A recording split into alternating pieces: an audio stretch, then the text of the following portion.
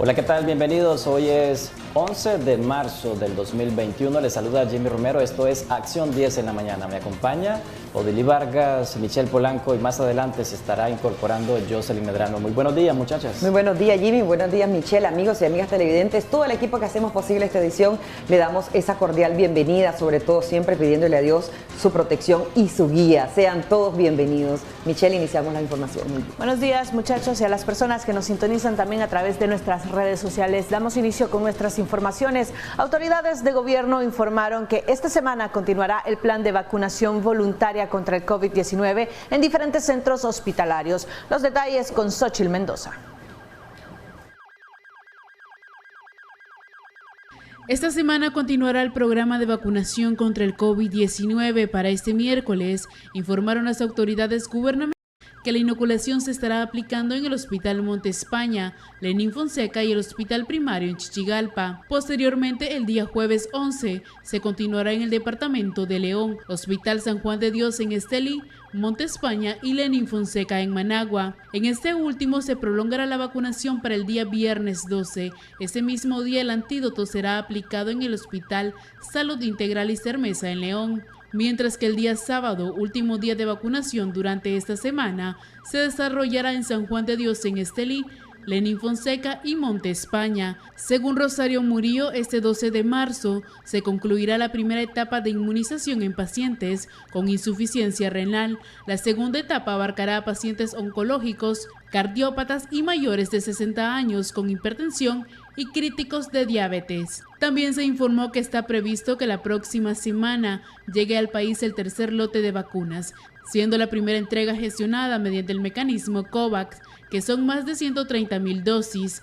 Nicaragua ya ha recibido donaciones por parte de la Federación Rusa, 200,000 dosis que finalizarán su aplicación el 26 de marzo y posterior se aplicarán 150,000 donadas por el gobierno de la India. Xochitl Mendoza, Acción 10. La OPS informó que el consentimiento informado que están obligados a firmar aquellos ciudadanos que se apliquen la vacuna contra el COVID-19 en Nicaragua no forma parte de las recomendaciones de esta organización. Detalles en el siguiente reporte. Durante sesión informativa sobre el COVID-19 en la región, funcionario de la Organización Panamericana de la Salud, Dr. Silvian Aldiguieri, manifestó que el documento de consentimiento informado del Ministerio de Salud que firman las personas que se vacunan no forma parte de las recomendaciones de esta organización. Este podría afectar en la logística y agilidad durante el plan de vacunación. Cada país, cada ministerio puede tomar una decisión en aspectos relacionados a la responsabilidad de la entidad sanitaria durante la campaña de vacunación de COVID-19. Sin embargo, el uso de este tipo de documento no es parte de las recomendaciones de la OPS, en un contexto de servicios de salud altamente afectados por la pandemia. Eso podría impactar en la logística y la agilidad del despliegue de la vacuna. Lo que queremos es facilitar, conjuntamente con los ministerios, es un despliegue rápido y eficiente para lograr coberturas suficientes en personas con factores de riesgo y en zonas remotas y en zonas complicadas. El funcionario aseguró que el equipo de la OPS en Managua trabaja de manera cercana con el programa de vacunación del MINSA, destacando la eficiente implementación de los planes de inmunización en el territorio nacional. Nicaragua tiene una larga historia cuanto a la implementación de un programa ampliado de inmunización eficiente, incluyendo en las zonas más remotas del país. Nicaragua ha preparado un plan de despliegue de las vacunas que van a llegar a través del mecanismo COVAX con todos sus componentes: cadena de frío, sistema de información, farmacovigilancia, etc. Y quisiera mencionar que el equipo OPS en Managua está trabajando de manera muy cercana con el Programa Nacional de Inmunización del MINSA y con los CILES. En Acción 10, Geraldine Domínguez. Vamos a cambiar totalmente de tema para presentarles una noticia nocturna, y es que por rencillas un ciudadano recibió un machetazo en su brazo izquierdo. Ronald Solís nos informa mucho más. Daniel Enrique Medina, de 21 años, recibió un machetazo en su brazo izquierdo por un sujeto identificado como Wilmer Telles, de 25 años, alias El Niño, cuando transitaba en las cercanías del Colegio Público Rubén Darío, ubicado en el barrio San Luis Sur, Distrito 4 de Managua. Según testigos, la violenta agresión se originó a raíz de supuestas viejas rencillas entre el lesionado y el agresor. Se habían agarrado y él a donde lo miró ahorita solo, le pegó, no sé, dice el muchacho que andaba un machete y le dio en la mano, casi se la vuela, está en un hilo. ¿Ustedes conocen a esta persona, madre? Claro, yo conozco su casa. ¿Cómo se llama? ¿Cómo le dicen? No sé, le dicen de mal apodo El Niño, no sé, pero él es un drogadicto que ahí se pone a fumar piedra y toda mierda ahí. Ese niño me sacó un chuzo, pero yo me sacó el otro chuzo, no, los vamos a matar entre todos. Pero como eran 6, nosotros no lo entumimos porque usted sabe que nadie más que nadie. Y los madres vino, mira, va a ver dónde te agarramos vos, le dieron a mi padrastro, pues le digo que donde lo agarrara lo va a fundir. Y mira, y fue cierto, lo fundió. Él dijo que no, que eso no iba a quedar así, ¿me entiende? Que se le plan desquite, ¿me entiende?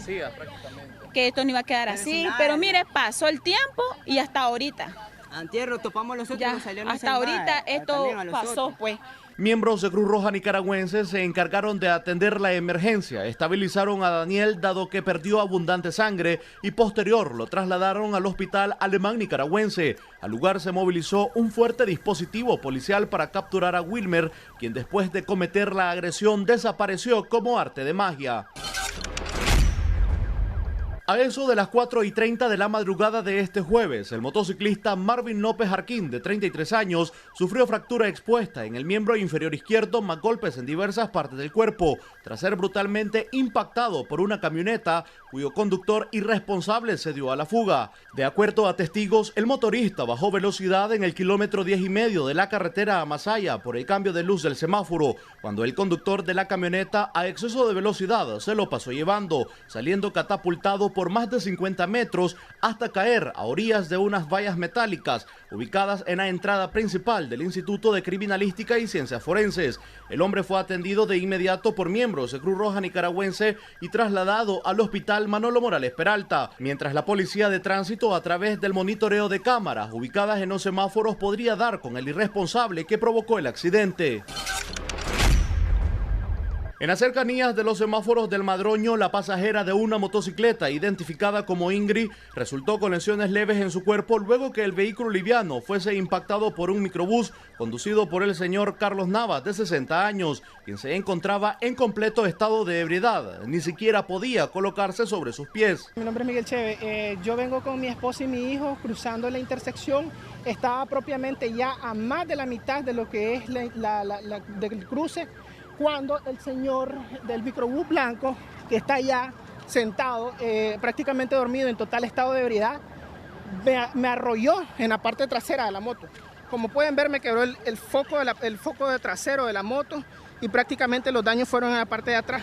Mi esposa y mi hijo pues salieron prácticamente catapultados en el aire y el señor, gracias a Dios, me ayudaron motorizado y taxero a detenerlo porque el señor se estaba dando a la fuga. Los investigadores, al levantar el croquis, determinaron que ambos conductores son responsables de este accidente. El motociclista por irrespetar la señal de alto e invadir carril, y el conductor del microbús por manejar en completo estado de ebriedad, lo que podría costarle la suspensión de licencia por un tiempo determinado. Con imágenes de José Ángel Díaz, en Acción 10, Ronald Rodríguez Solís. Estamos ahora en otro orden de noticias. Facilitar y reducir el costo de la prueba COVID-19 es el llamado que ha realizado Canatur al gobierno de cara a la Semana Santa, donde se espera la movilidad de al menos 180,000 turistas, en su mayoría centroamericanos. Detalles con Jimmy Romero. La Cámara Nacional de Turismo pidió al gobierno que en temporada de Semana Santa se faciliten las pruebas de COVID-19, como también se reduzca el costo de la misma. Desde el año pasado, con la presencia de la pandemia, el Ministerio de Salud ofrece las pruebas a un valor de $150, siendo el único lugar para realizarla el Complejo Nacional de Salud Concepción Palacios, en Managua. Cuando digo facilitar es que por supuesto se bajen los precios sustancialmente, porque eso no ayuda a que la gente escoja Nicaragua para vacacionar. Y segundo, que se pueda poner en más lugares donde se realicen las pruebas del COVID, ¿verdad? Este año el sector privado espera la movilización de 1.5 millones de personas en distintas playas y balnearios del país, siendo la mayoría nacionales y el resto centroamericanos. En el 2018, Canatur registró el ingreso de al menos 180,000 turistas regionales al país durante los meses de marzo y abril.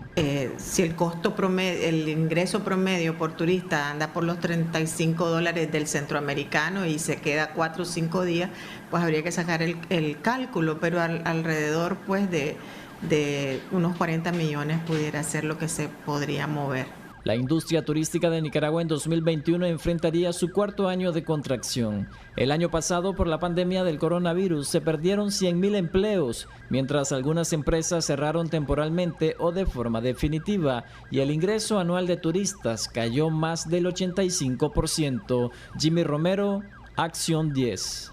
La vicepresidenta de Nicaragua y primera dama, Rosario Murillo, se refirió con normalidad a las explosiones registradas este martes en el volcán San Cristóbal y aseguró que la Comupred se mantiene alerta ante cualquier actividad. Detalles con Jocelyn Rojas. El volcán San Cristóbal se encuentra en relativa calma, informó el ingeniero Agustín Moreira del Observatorio de Fenómenos Naturales, OFENA, después de las explosiones de baja a moderada intensidad, emanación de gases y cenizas registradas este martes y que afectaron a comunidades cercanas y el casco urbano del departamento de Chinandega. Aunque no se reportan afectaciones mayores. El sismógrafo en estos momentos se mantiene con una calma relativa, con algunos pequeños microsismos que se han estado generando, pero en la realidad se mantiene bastante calma durante el transcurso de este día. Esta fue la imagen que se tomó a las 5:30 de la mañana, donde estamos determinando que aún existen algunos penachos pequeños que se están determinando de cenizas finas que aún están saliendo del coloso San Cristóbal. Esta es la imagen actual que se mantiene sobre el volcán, normales, algunos microsismos pequeños y alguna actividad pues de lanzamiento de algunas cenizas que se están generando. En el reporte de este pasado martes, cuando se daban las explosiones, la vicepresidenta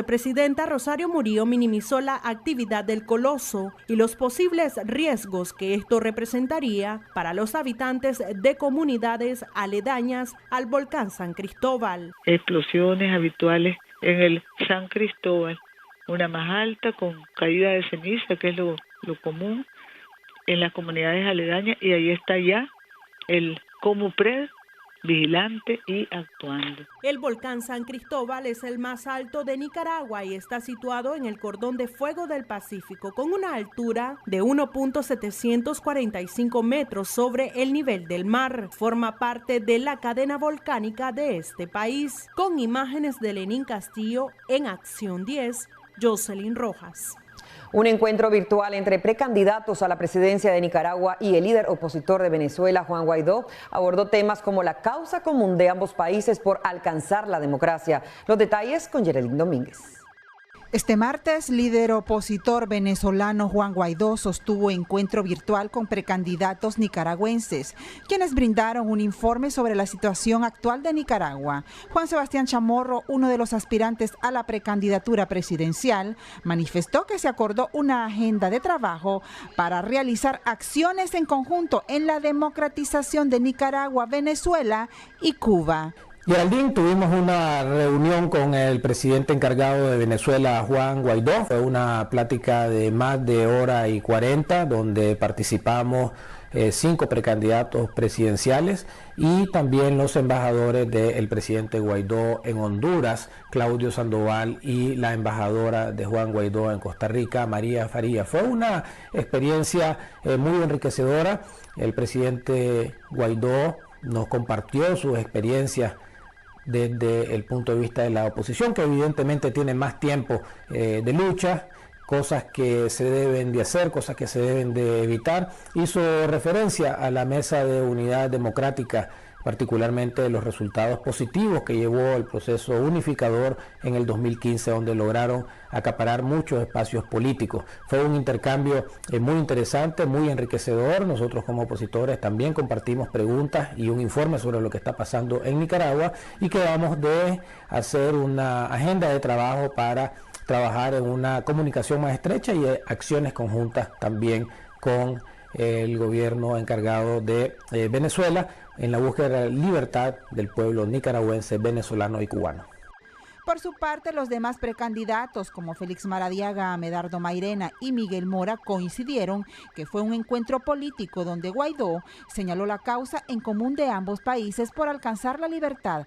También el líder opositor destacó la importancia de un pacto político de gobernanza y que el acuerdo firmado por los precandidatos es un buen punto de partida. En Acción 10, Geraldine Domínguez. Muchas gracias, Geraldine, por esa información. Y siguiendo siempre sobre temas políticos, les comento que el diplomático nicaragüense y precandidato presidencial Arturo Cruz no firmará el documento Nicaragua Primero, en que otros candidatos a la presidencia se comprometen a apoyar a un candidato único de la oposición que resulte ganador en la consulta ciudadana. Más detalles a continuación. Arturo Cruz, asesor del partido Ciudadanos por la Libertad y aspirante a ser precandidato presidencial, se negó a firmar el documento Nicaragua Primero, promovido por Hagamos Democracia y la Comisión de Buena Voluntad. Cruz hizo pública su decisión a través de su cuenta de Twitter, en donde expresó que agradezco la carta que me ha enviado la Comisión de Buena Voluntad referente al documento Unidad Nicaragua Primero, que ya han suscrito otros aspirantes a la precandidatura presidencial. En un segundo tuit expresa: tengo un profundo respeto por el doctor Carlos Tunerman, don Fabio Gadea y Denis Martínez. Sin duda, compartimos los mismos objetivos de búsqueda de unión de las fuerzas opositoras. Continuó expresando el precandidato presidencial. La mejor manera de honrar esos objetivos compartidos es someterse a un proceso democrático de elección de candidatos como el que hoy anunció la Alianza Ciudadana. En ese proceso, todo el pueblo va a tener la oportunidad de incidir y decidir alrededor de qué proyecto político es capaz de generar la unión de los nicaragüenses para ganar, previo a reformas electorales, las elecciones del 7 de noviembre, expresó el político en su red social. Don Carlos Tunerman, miembro de la Comisión de Buena Voluntad, lamentó la decisión de Arturo Cruz y dijo comprender la postura del aspirante presidencial. Nosotros lo que decimos es que nosotros no obligamos a ningún candidato. Y cuando los llamamos y los invitamos, los que suscribieron el documento lo hicieron de la manera absolutamente voluntaria. Eso quedó a voluntad de ellos. Pero ese documento contiene varios compromisos que no sé si van a estar en la misma línea de los compromisos que va a hacer firmar la Alianza Ciudadana. El compromiso del candidato único, mediante consultas, mediante encuestas, etc. El compromiso también de que ese mismo procedimiento para elegir al candidato único se aplique para elegir a los diputados. El compromiso de trabajar por la unidad de todas las fuerzas opositoras, algo pues de que posiblemente él no le pareció conveniente firmar. El documento Unidad Nicaragua Primero ya fue firmado por Cristiana Chamorro, Juan Sebastián Chamorro, Miguel Mora, Luis Fley, Félix Maradiaga y Medardo Mairena. Michelle Polanco Alvarado, Acción 10. Víctor Hugo Tinoco instó a Arturo Cruz a incorporarse a este proceso de elección de candidato único de la oposición, luego de que se diera a conocer a través de una carta que no está dispuesto a firmar un acuerdo para efectuar ese proceso. Veamos más en el siguiente reporte. Víctor Hugo Tinoco, ex canciller de Nicaragua y ex guerrillero sandinista, instó al politólogo Arturo Cruz, quien aspira a la precandidatura presidencial de Nicaragua, a buscar acercamiento con los dos mayores bloques de oposición a fin de crear la ansiada unidad. Según Tinoco, el proceso debe ser garantizado con la selección de un candidato único, al cual Cruz se ha mostrado distante a firmar un documento para apoyar a un líder de cara a las elecciones de noviembre próximo. Difícilmente van a votar por él.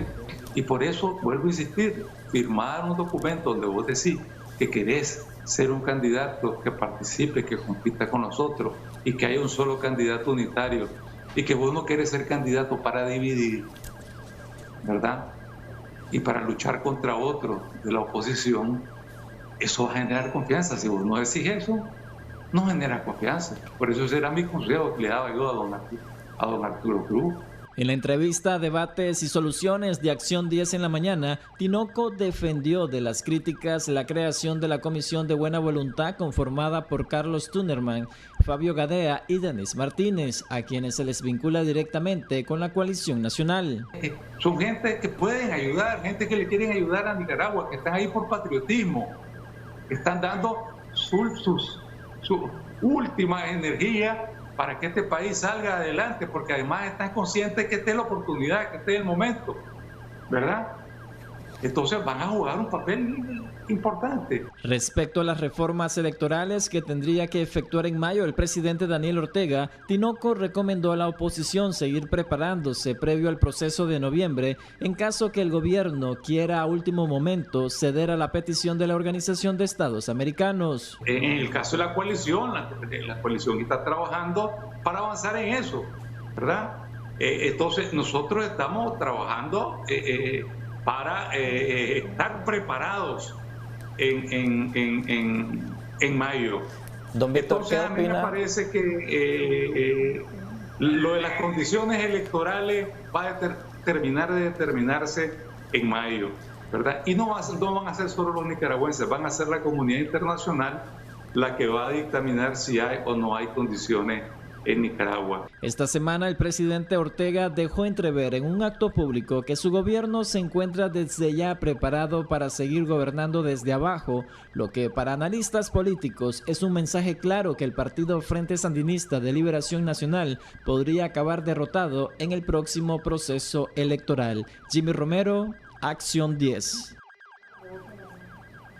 La organización Hagamos Democracia desde Costa Rica informó los primeros resultados de la consulta realizada a nicaragüenses exiliados en el que externan la necesidad de tener acercamientos con la oposición. Valesca Rivera nos informa.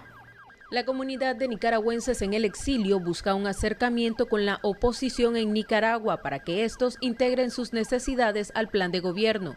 Los grupos de exiliados refieren que debe incluirse a representantes de organizaciones interesadas que están en Costa Rica. En este momento, la tercera etapa del proyecto Fomentando el Diálogo y Consenso entre los diferentes grupos de exiliados, diáspora y excarcelados políticos en Costa Rica. Este proceso ha iniciado en su tercera fase en la construcción de un mecanismo de coordinación, para lo cual nosotros extraímos de los diferentes insumos que los grupos habían construido durante más de 60 opciones y lo plasmamos en una encuesta bastante abierta para poder llegar a un consenso de cuál es el mecanismo que el exilio, la diáspora y los excarcelados políticos desean conformar en Costa Rica. Hagamos Democracia busca aglutinar a todas las organizaciones que se encuentran en diferentes países para que exista un espacio eficiente que lleve las demandas de todos los compatriotas. El exilio de Costa Rica es el que estuvo en primera línea, es el que puso los tranques, es el que fue vapuleado y el que fue expulsado de su país. Para Acción 10, Valesca Rivera Hernández. Fanora Avendaño analiza el reciente discurso del presidente Daniel Ortega, donde el mandatario destacó que seguirán gobernando desde abajo. José Abraham Sánchez nos cuenta más. El economista y analista político doctor Fanora Avendaño analiza a fondo el discurso del mandatario Daniel Ortega en su última comparecencia a la nación. Denoto una inseguridad en su estrategia política. Jamás en los años que tengo de estudiar, analizar y tratar de comprender la retórica del presidente Ortega, había encontrado una similitud exacta en los últimos 3 discursos, y es que hay un temor a decir algo y luego retroceder en lo mismo que está diciendo siempre. El Frente Sandinista llegará fuerte a las elecciones de este año. El partido de gobierno pierde el Ejecutivo, pero va a quedar con incidencia en el Legislativo, va a quedar con una incidencia fuerte en los poderes electorales, en el poder judicial y en otras esferas de poder, de instituciones que el Estado mismo tiene sus resortes para el andamiaje burocrático. Se va a ver obligado más temprano que tarde, abrir un diálogo interno en el país para establecer reglas de juego en el próximo proceso electoral. Otro escenario es que primeramente busque un entendimiento con los Estados Unidos para rebotar después en un acuerdo nacional de cómo se van a realizar los procesos electorales en las diputaciones y la presidencia de la República. Ortega en su discurso dio a entender que eternamente gobernaría desde abajo. Dijimos, vamos a gobernar desde abajo. ¿Gobernar desde abajo qué significa? Bueno, librar una lucha para defender los derechos del pueblo, de los trabajadores, de los campesinos, de los pobres. Al perder las elecciones, ellos entran a una recomposición inmediata. Pero ahora este partido no es el de los 90. Este partido tiene una estructura de empresarios fuertes, de mega empresarios. Y familiar. Sí, tiene una connotación ahora de un liderazgo familiar este partido. Y tiene ahora una connotación que hay una clara y evidente territorialidad de poderes que antes no se daba. Y tiene un mando único que va a ser debilitado, un liderazgo único. Ahora, el gobierno que no sea del FSLN va a tener que lidiar con un partido de oposición que es el FSLN, fraccionado, con convulsión por haber perdido las elecciones, pero presente. Pero también ese partido de gobierno en esa transición va a tener las demandas de los actos convocados. Y ahí es donde está la visión, la calidad política de los que vayan a gobernar. Vas a lidiar con un partido FSLN que pierda elecciones y vas a lidiar con un sector acto convocado que no va a estar presente en lo que son las ofertas electorales directamente en esta vez. Se estima que en la crisis de abril del año 2018, unos 150.000 sandinistas de la base sólida del Partido Rojo y Negro se sumaron a los opositores azul y blanco. Con cámara de Erasmo Hernández, José Abraham Sánchez, Acción 10. Y siempre hablando sobre temas políticos, les comento que los resultados de un sondeo realizado por la plataforma Nicaragua Decide sobre quiénes podrían ocupar la vicepresidencia de Nicaragua destacan los nombres de Félix Maradiaga y Medardo Mairena. Más detalles a continuación. Continúan abiertas las consultas desde la plataforma Decide para que sean los nicaragüenses quienes elijan a la fórmula presidencial. Al consultar sobre la vicepresidencia, sugirieron los nombres de los precandidatos presidenciales y otras nuevas propuestas. Entre ellos destacan nombres de mujeres. Félix Maradiaga, Juan Sebastián Chamorro, Cristiana Chamorro, Medardo Mairena, Miguel Mora, Ernesto Medina.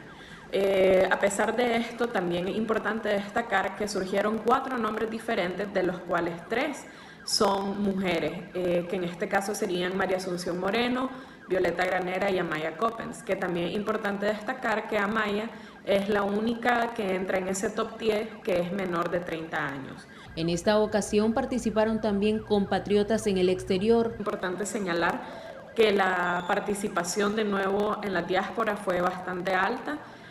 Los países que más han estado participando son Estados Unidos, Panamá, España, Costa Rica, que son los países donde existe mayor población nicaragüense y donde sabemos que hay muchas personas exiliadas también.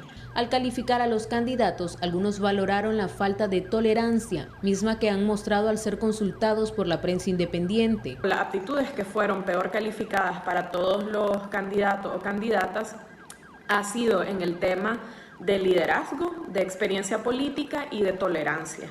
Es muy importante señalar esto porque eso debería de ser algo que los candidatos o candidatas estén tomando en cuenta en cuanto a cuestiones que tienen que mejorar o cosas que la ciudadanía está valorando que no están teniendo el suficiente, digamos, desarrollo o la suficiente apertura o la suficiente capacidad de abordar. Este es el segundo sondeo que realizan jóvenes de la sociedad civil desde ese espacio. Para Acción 10, Valesca Rivera Hernández. Es momento de hacer nuestro primer corte comercial. Ya regresamos con más información acá en Acción 10 en la mañana. Ya regresamos con Acción 10 en la mañana.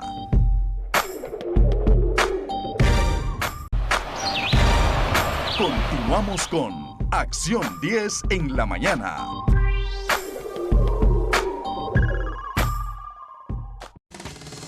Qué bueno que pueda continuar con nosotros. El gobierno dio a conocer con retraso el comportamiento de las actividades económicas que registró Nicaragua en los 12 meses del año pasado. Jimmy Romero con el reporte completo. A casi 3 meses de haber terminado el año 2020, el Banco Central de Nicaragua reconoció que las 10 actividades económicas registraron una caída de 2.5%. El dato fue dado a conocer a través del Índice Mensual de Actividad Económica acumulado hasta el mes de diciembre. Luis Murillo, economista independiente, considera que los datos hacen indicar que el Producto Interno Bruto del año pasado caerá hasta un 3%, contrarrestando así la proyección de 0.5% a 1.5% dada a conocer por el gobierno. Ya estamos casi en pasando el primer trimestre del año 2021 y todavía no hay datos. Es posible, ¿verdad?, de que la caída del Producto Interno Bruto esté, digamos, cercano al 2.5% negativo o al 3%. El problema fundamental es que no están los datos en tiempo y forma, ¿verdad? Y la toma de decisiones se hace mucho más difícil. Por la pandemia, los sectores más golpeados económicamente han sido la pesca y acuicultura, sistema financiero, energía y agua, al igual que el turismo. René Sándigo, empresario turístico de la ciudad de Granada, comentó que tanto los servicios de hoteles como restaurantes seguirán este 2021 enfrentando una contracción en sus actividades, mientras no se restablezca la reanudación total de las líneas aéreas y la incertidumbre que ha generado la pandemia del coronavirus. Para volver a obtener el número de turistas que teníamos en esos años, vamos a tardar aproximadamente hasta el 2024-2025. Sin embargo, la gente, creemos que con la vacuna, que ya en muchos países ya la están aplicando, va a empezar a viajar. Sin embargo, el escenario del gobierno al cierre del año 2021 es más optimista. Espera crecer 2.5% o más por una mayor reactivación en los distintos sectores económicos que fueron afectados por el impacto de la pandemia de la COVID-19 que obligó al mundo a restringir la movilidad de personas, cierre de fronteras aéreas y terrestres, así como el cierre de negocios y establecimientos comerciales. Jimmy Romero, Acción 10. Colectivo de ganaderos anuncian la apertura de crédito por parte de entidades bancarias con el objetivo de mejorar la situación económica de ese sector y agregan verse afectados por los costos de materia prima y alza en el precio de los combustibles. El sector lácteo y ganadero mantiene sus exportaciones, señala el presidente de la Federación de Ganaderos, Álvaro Vargas. Sin embargo, destaca que el alza de los insumos para este sector y el incremento de combustibles está afectando al gremio. Donde tuviste un incremento por la reforma fiscal, tenés incremento por el tema del salario mínimo, tenés incrementos por los combustibles. Hasta hace poco la energía eléctrica venía en incremento. Entonces esto ha sido golpeado duramente y sumado a todo lo que está en manos del gobierno poder resolver, pues también en este año tenemos incremento en los precios de los fertilizantes, tenemos incremento en los precios de la importación de productos veterinarios, agrícolas y fertilizantes que vienen de Asia. Entonces todo esto pone en el filo de la navaja, en el filo de la cuchilla a todos los productores del sector agropecuario, donde sus costos de producción año a año vienen incrementando. Y recordad que en el mundo nosotros somos tomadores de precio. Ante esto señalan que la apertura a créditos es un factor que favorecerá en los siguientes meses para paliar la crisis que dejó el paso de los huracanes. Muchos negocios que luego se concretan con el banco, que son en pro de la ganadería, como les mencioné, para financiamiento, ya sea de mejoramiento de finca o compra de novillos, el engorde de novillos, el repasto, la crianza, es decir, todas las diferentes actividades que hacen los ganaderos. Este es un punto de encuentro en este momento, en esta feria, que es muy importante, y ahí salen, además de lo que se hace en la feria, otros negocios que se siguen desarrollando pues, una vez terminada la feria. Miembros de este rubro hacen un llamado al gobierno a reducir el impuesto en las ferias para aliviar a este sector. Este 19 de marzo inicia la feria Atofer, donde ofertarán ganado a precios accesibles. Esta se realizará en Camoapa. Para Acción 10, Valesca Rivera Hernández. Organizaciones que trabajan en pro de los derechos de los consumidores continúan demandando la revisión de las crecientes alzas en los hidrocarburos y llaman a la población a participar del paro de consumo para este próximo fin de semana. Veamos el reporte. Diferentes organismos de defensa al consumidor continúan demandando la revisión en los precios de la gasolina, que para esta semana muestran una nueva alza. Ante esto reiteran su llamado de realizar un paro de consumo de hidrocarburos para este fin de semana. Nicaragua sufre otra pandemia económica, que es la pandemia, valga la redundancia, económica, que golpea rotundamente el bolsillo de los consumidores. El objetivo de este llamado, de esta convocatoria digital, es que nadie el día sábado y el día domingo nadie eche combustible en forma de protesta cívica para evitar que se sigan dando estas olas alcistas y afectando el bolsillo de los consumidores y afectando los precios de la canasta básica. El poder adquisitivo de las familias nicaragüenses cada día más difícil acceder a los 53 productos de la canasta básica que actualmente contesta golpe al bolsillo del consumidor, está llegando a los 15.100 Córdobas sin misericordia, no tienen compasión del pueblo nicaragüense. Hasta este 7 de marzo la gasolina regular se cotizaba en 135.35 Córdobas por galón, el diésel a 116.16 Córdobas por galón, alzas que ya llevan 17 semanas consecutivas sin que las autoridades se pronuncien al respecto. Para Acción 10, Valesca Rivera Hernández. Continuamos con Acción 10 en la mañana.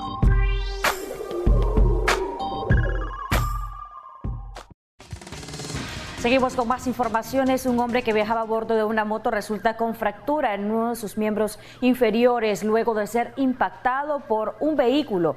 Vamos a ver a continuación más detalles con Geraldine Domínguez. Motorizado de 46 años resulta con fractura en su pierna derecha cuando se movilizaba por los semáforos de la CST y fue impactado por este carro que conducía una mujer señalada de ser la responsable del accidente. De allá para acá venía él, de norte a sur, iba a doblar aquí del sur al oeste. Ahí fue ella porque tiene que hacerle el paso al motorizado. De norte hacia el sur, entonces la luz está en verde, pero la preferencia tiene el de la moto, pero siempre las mujeres, ella se metió y fue donde lo golpeó a él. José Ramón García se desempeña como mensajero. Él fue asistido por el Benemérito Cuerpo de Bomberos y posteriormente trasladado al hospital Lenín Fonseca. En Acción 10, Geraldine Domínguez. Y en otras informaciones, el tradicionalista nicaragüense Óscar Ruiz Rivera, conocido por la vida al personaje del Cacique Mayor, esto en las fiestas populares de Managua en honor a Santo Domingo de Guzmán. Él murió este miércoles a los 75 años de edad. Veamos esta nota. A sus 75 años falleció Óscar Ruiz Rivera, conocido como el Cacique Mayor de las fiestas tradicionales de Santo Domingo de Guzmán. Sus vecinos lo encontraron en horas de la mañana sentado ya sin vida, dando la triste noticia a sus familiares. Él era el mayor de 13 hermanos y vivía solo en su humilde vivienda. Y nos venimos en taxi porque ya cuando miré las cintas amarillas, ya no pude detenerme. Mentira, a mí no me detuvo ni la policía ni nadie. Yo quería ver a mi hermano para estar segura. Y cuando encuentro que mi hermano estaba ahí, lo encontré sentado y no dejaban de entrar. Hasta después que vino medicina legal y miró que eran muertes naturales, pues natural que él murió, falleció pues. Él ya tenía, tuvo neumonía, estuvo internado varias veces, pero hace poco le dio un exceso de tos. Ya se sentía un poco cansado, ya me había dicho que este año no iba a él a salir a Santo Domingo Ya me había dicho, pero como siempre lo mismo dice él, no salgo y después nos dice que sí. Por más de 40 años participó de las festividades del santo patrono de los Managuas a raíz que sobrevivió a un accidente de tránsito donde pereció su compañera de vida con quien procreó solo una hija. Solo una hija tiene, solo una hija y unos nietos que pues en realidad no los conozco, pero sí a su hija. ¿Alguien de la familia va a tomar la tradición que él llevaba? Pues no creo, porque es que todos somos cristianos, todos somos evangélicos. Es que nosotros lo que hacíamos era apoyarlo, las decisiones de él, porque él era el hijo mayor de mi mamá, era el primero, de 13. La familia, todas evangélicas, cumplirán con la petición del cacique mayor cuando en uno de los tantos problemas de salud le solicitó cómo debía ser enterrado. Nos dijo que cuando él muriera, que hiciéramos el recorrido como hacíamos en Santo Domingo, la llegada y la salida así desde la sierrita, y que lo lleváramos de aquí hasta la sierrita y de la sierrita los trajéramos para enterrarlo, y eso se va a hacer. Se va a hacer con el apoyo de la alcaldesa, de la alcaldía que nos ha apoyado. Será sepultado en el cementerio general de la capital a las 3:30 de la tarde de mañana 11 de marzo. Este se encuentra ubicado a pocas cuadras de su vivienda del barrio Monseñor Lescano. Con cámara de Erazo Hernández, José Afran Sánchez, Acción 10. Seguimos con más información, pero ahora hablamos de temas políticos, porque el Partido Liberal Constitucionalista celebró este 8 de marzo con la comparecencia de María Aide Osuna, manifestando la importancia del perdón y la unidad. Más detalles con Geraldine Domínguez.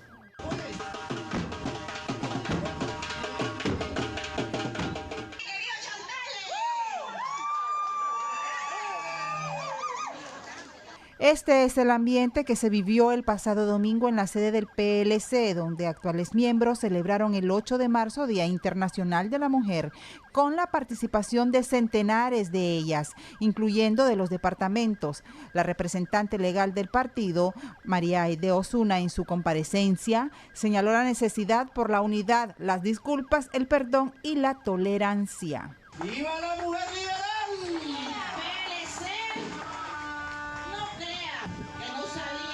Y yo lo he dicho a varias y a varios en los departamentos y municipios. No crean que nos estamos enfrentando con pipitos o pipitas. Pipitos y pipitas que anduvieron saltando de partido en partido. Pero hoy no nos importa. Muchas heridas no nos importa. Lo que queremos es unirnos, perdonar, disculparnos y pedirle a Dios con mucho fe que nos ayude a tener tolerancia y paciencia. En Acción 10, Geraldine Domínguez. Continuamos con Acción 10 en la mañana.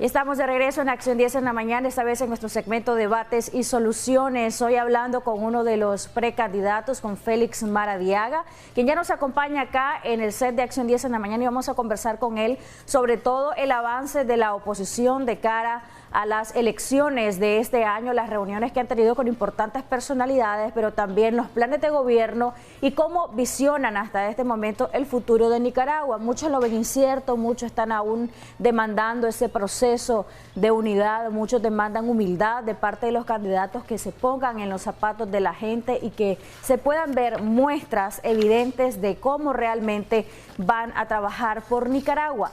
Jimmy Romero está conmigo. Bueno, Félix, bienvenido, un placer que nos acompañe. Un placer, gracias por invitarme. Y Jimmy, también un placer saludarte a vos. Igual. Ahora acá en la casa de Canal 10. Qué gusto, un gran amigo.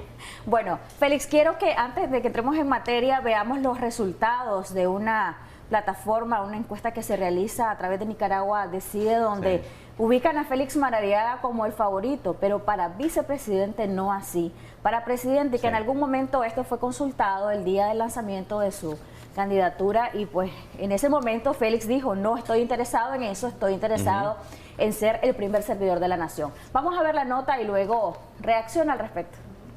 Adelante. La plataforma de encuestas Nicaragua Decide dio a conocer los resultados de quienes a juicio de la población deberían ser vicepresidente. Los resultados arrojaron a Félix Maradiaga como el idóneo para ese puesto. La consulta fue realizada los días 5, 6 y 7 de marzo, donde un total de 1.487 personas participaron de la valoración, inclusive con votaciones de nicaragüenses exiliados desde Estados Unidos, Panamá, España y Costa Rica. Recientemente, el politólogo Félix Maradiaga lanzó su precandidatura por parte de la Unidad Nacional Azul y Blanco y aseguró que no está interesado en querer ocupar el cargo de vicepresidente. Estoy jugando con Cristiana Chamorro en una eventual coyuntura política. Yo no estoy interesado en la vicepresidencia de la República. Yo estoy interesado en ser el primer servidor de la nación. Entre otros candidatos a vicepresidentes figuraron Ernesto Medina, Miguel Mora, María Asunción Moreno, Violeta Granera, Amaya Coppens y José Antonio Peraza. En una primera encuesta de parte de la plataforma ubicaron como favorita para presidenta de la República a la periodista Cristiana Chamorro, con un total de 6.943 votos a favor. El liderazgo, la experiencia política y la tolerancia fueron las actitudes peor calificadas para todos los candidatos y candidatas en la encuesta. Voy a invitar a que me acompañe como vicepresidenta la persona que el pueblo tenga más respaldo para esa posición. ¿Sería Cristiana Chamorro? Quien gane, eso no lo decido yo, lo decía el pueblo. Yo estoy compitiendo para ser el primer servidor de la nación. Pero si toca con Cristiana. Mira, esa pregunta pareciera como que querés desviar la atención de esta. Este es un lanzamiento de la candidatura presidencial, no estamos hablando de fórmulas. Y yo agradecería que, por respeto a la gente que me apoya, dejemos de estar con esa pregunta sacada de la manga, muy malintencionada, porque esta es una competencia democrática. Nicaragua Decide es una encuestadora donde hace partícipe a la población para incidir en los procesos de cambios políticos. Sin embargo, esta no mantiene ninguna afinidad a partido o movimiento político. Christopher Guevara, Acción 10. Gracias, Christopher Guevara, por esta nota que introduce perfectamente el tema de hoy en Debates y Soluciones. Félix, ¿qué opina ahora, luego de que se ha dado a conocer el resultado de Nicaragua Decide respecto a que lo ubican como favorito, pero no como presidente, sino como vicepresidente? Y en ese momento del lanzamiento de la candidatura oficial por parte de la UNAP, lo veíamos a Félix un poco molesto con las preguntas de los periodistas, en el sentido de que su interés es únicamente, en ese momento así lo dijo, para ser presidente y no vicepresidente, y no hablar de fórmulas. Algo que ha merecido constantes críticas, Félix, por parte de la ciudadanía, y que vieron en usted una actitud arrogante. ¿Cómo responde ahora Félix luego de ver los resultados de esta plataforma Nicaragua Decide? Con mucha gratitud de que después de tanto esfuerzo, pero además de eso, de una campaña negativa permanente, yo creo que ningún otro precandidato ha recibido tanta prensa negativa de parte del régimen, tanta desinformación. Estoy siempre entre los primeros 2 lugares consistentemente durante un año. Naturalmente, la persona de mi buena amiga Cristiana tiene resultados sumamente favorables, lo cual es una buena noticia, porque en todo caso lo que nosotros hemos dicho es que vamos a apoyar a quien gane. Pero he repetido, y lo voy a decir con toda franqueza, yo me quiero disculpar si mi respuesta suena arrogante. Nosotros no tenemos que tenerle ni miedo ni resquemores a que haya una competencia interna democrática por la figura de la presidencia de la República. Nosotros no estamos acostumbrados en Nicaragua a tener procesos internos de selección. Y si antes en el país no habían estos ejercicios, ese es un ejercicio sumamente saludable. Yo sí lamento que mientras el pueblo está con unos índices de desempleo poco antes vistos, además de eso con una situación de represión en todo el país, estamos insistiendo en temas completamente secundarios. Yo he repetido hasta la saciedad que le voy a servir a Nicaragua sin ninguna condición. En el tema concreto de la vicepresidencia de la República, yo quiero decir que yo estaría dispuesto a servir incluso hasta de jefe de campaña de la persona que gane. Pero con mucho respeto y perdón porque tal vez en ese tono lo dije de manera inadecuada, pedirle a los periodistas también que nos ayuden a informar a la población, porque se crea mucha desinformación, que la vicepresidencia de la República no esté en juego. La metodología que se diseñó establece que la persona que gane escoge a su vicepresidente.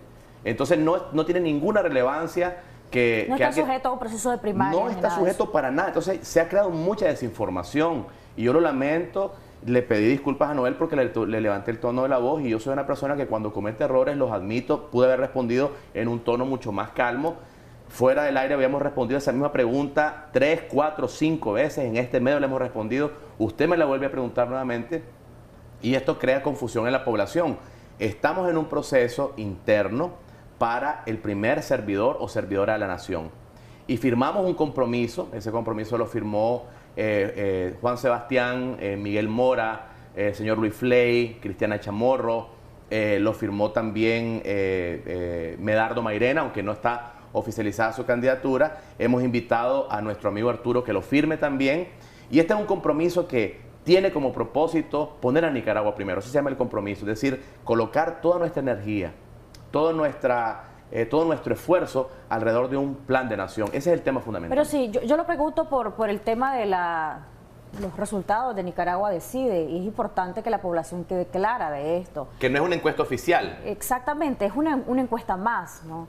Y en el sentido de la pregunta es porque, a ver, ya Félix ha dejado claro en este momento que la vicepresidencia no es algo que esté en juego, que no va a ser sujeto a primaria, que resulta electo como presidente de un proceso que ustedes como oposición van a definir, es el que va a elegir a su fórmula. En ese sentido, si no resulta electo Maradiaga y el que resulte electo o la persona que resulte electa sea esta mujer, le dice, Félix, quiero que seas mi fórmula, ¿Félix estaría aceptando ese reto?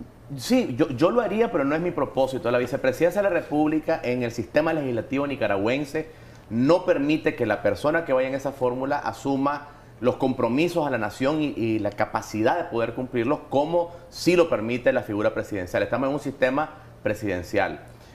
Yo preferiría sinceramente otra posición. Preferiría servirle al país incluso en una posición ministerial, porque la figura vicepresidencial está lamentablemente sumamente limitado, ¿verdad? Pero en todo caso no es en qué posición, porque esta no es una competencia por puesto, es un proceso interno democrático para seleccionar a la persona que tenga las propuestas para sacar al país y acompañar a la nación a vencer el desempleo, a tener propuestas para que en el país haya justicia, para poder insertar a Nicaragua en la economía internacional. Lamentamos de que cientos de empresas con una gran capacidad de generar empleo se han ido del país. La persona que pueda generar soluciones para los problemas de inseguridad en el país, que pueda además de eso establecer una estrategia económica que permita frenar el alza desenfrenada de los productos de la canasta básica. Ese es, digamos, el tema de fondo.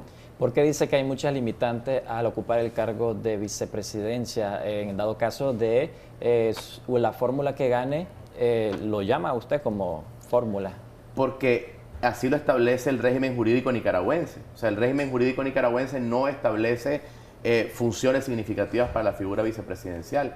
Y yo reitero que yo lamento que se insista tanto en un tema que es completamente periférico. A mí me da mucha pena que la gente que nos está escuchando esperaría que habláramos cuáles son mis propuestas para reactivar la economía, para generar empleo, y se ha generado, y lo voy a decir con mucha humildad, y yo me quiero disculpar si suena inapropiado. No entiendo la insistencia de los medios, me parece sospechoso, sinceramente, que insistan en un tema que está completamente fuera de las reglas del juego, porque hemos firmado un compromiso. Esto no es un invento mío. Hemos firmado un compromiso para definir la figura presidencial.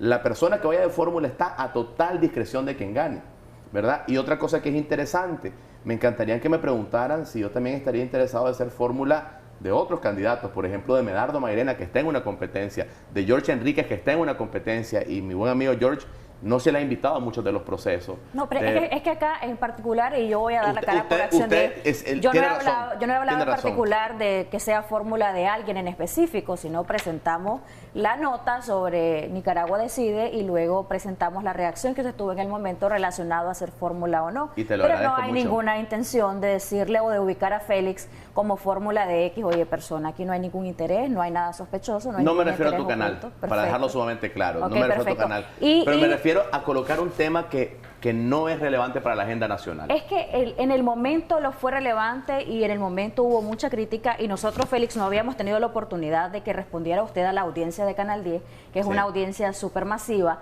y entonces nos sentimos en la obligación de preguntarle a Félix y de que Félix diga, es cierto, tuve un exabrupto, lo reconoció acá, y eso es importante porque nuestra audiencia es la mayor como medio de comunicación y en ese sentido uno se pregunta y en el momento fue una de las críticas. Yo recuerdo que leí mucho en redes sociales en ese momento, Félix, que la gente decía, pero ¿por qué contestó así? No es el Félix que estamos acostumbrados a ver, quisiéramos ver el Félix Maradiaga con mansedumbre, con paciencia y respondiendo con humildad a la ciudadanía. Algo que Félix ha hecho en algunas oportunidades acá y ha dicho, por ejemplo, cuando le he preguntado yo del proceso de unidad, con toda humildad te digo, nos falta, estamos trabajando. Entonces, la gente está acostumbrada a ver más ese Félix que el Félix que se puso en una postura de que perdió el control quizá en algún momento. Claro. Entonces, de ahí la relevancia de traer el tema nuevamente y de preguntar, porque no lo había hablado reaccionar sobre eso en este canal. Sí, mira, los liderazgos políticos requieren más franqueza y más transparencia. Y la transparencia no es lucir siempre bien frente a cámara, es realmente ser lo que uno es. Y yo soy un ser humano que se entristece, que se enoja, que se alegra, que a veces, y lo digo sin ninguna pena, pues a veces llora. Yo tengo 14 meses de no abrazar a mi hija, de no ver a mi esposa. Recibo desde la madrugada llamadas de madres de los presos políticos, de personas desesperadas porque le han cerrado el negocio. Tenía 3 meses que no me dejaban salir de mi casa. No van a ver nunca un Félix hipócrita. Yo voy a reaccionar con mucha transparencia y a veces van a haber momentos tensos, pero igual voy a tener siempre la humildad, cuando sea presidente de la República, si es la voluntad de Dios y de la gente, de admitir mis errores. Y yo le pedí disculpas de inmediato a Noel porque levanté un poco el tono de la voz. No creo en estos liderazgos artificiales y ensayados que le dicen a la gente una cosa y hacen otra. Pero entrando, digamos, a los temas de fondo. Y como presidente de la nación va a ser con una política de información abierta a los periodistas, de dar entrevistas así como estamos ahora. Lo he sido siempre y es mi compromiso público. Y como te decía, cuando yo miraba cierta sospecha en hacer esa pregunta, lo digo con sinceridad. Es decir, y no lo digo desde el punto de vista de que agendas ocultas, sino también yo creo que la conversación con el periodismo tiene que ser una conversación franca de las dos vías. Yo quisiera que por favor habláramos de los presos políticos, habláramos del desempleo. Y quiero insistir que este canal es una de las excepciones, para que no creas que me refiero a usted, y se lo digo con franqueza. Pero mira, a mí realmente me desbarata el corazón despertarme temprano todas las mañanas, tener la disciplina de tratar de responder mensajes, ir todos los días a un programa de radio donde dedico la mitad del programa a las llamadas telefónicas de la gente. Este pueblo realmente está sufriendo muchísimo y vamos hacia una situación de emergencia económica todavía más grave. La cantidad de empresas que se están yendo del país, el alza de los combustibles, el enquistamiento de la dictadura, son situaciones que van a requerir el mayor consenso nacional. Y un consenso nacional que requiere de la prensa libre, que requiere de los empresarios, que requiere de los estudiantes. Y Nicaragua es un país que lamentablemente no tiene una tradición política de construcción de consenso, ¿verdad? Entonces ese es un poco el ejercicio que estamos haciendo y bueno, y gracias por poner el tema sobre la mesa. Por supuesto, han avanzado, entremos en materia al tema de la unidad, de los presos políticos, de la agenda. Yo hacía un programa la semana pasada y decía, una cosa es la agenda política, otra cosa es la agenda de nación, agendas particulares. ¿Cómo están avanzando en este tema? Se han reunido con personalidades a nivel internacional que tienen también una experiencia política. Coméntenos al respecto. Mira, hemos trabajado sin descanso en esa gestión. En los próximos días va a haber una sesión extraordinaria del Parlamento Europeo, donde estaremos Medardo y yo, y entiendo que habrán otras personas invitadas.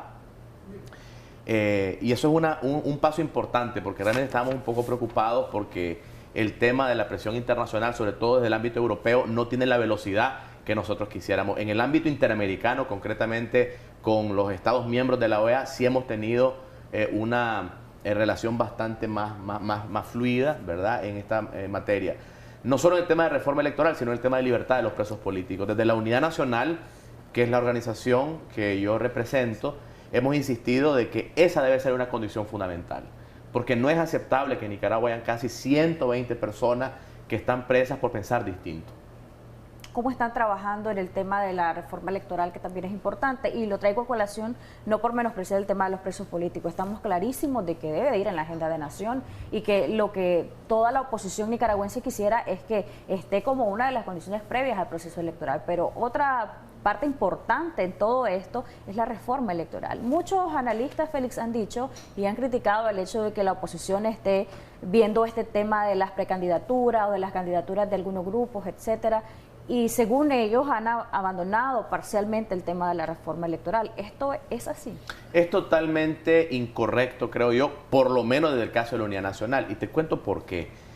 La comunidad internacional nos ha pedido que, como parte del proceso de presión internacional, definamos un liderazgo nicaragüense. Le es muy difícil para la comunidad internacional hablar con 15 interlocutores de igual número de organizaciones o hablar con 10 personas.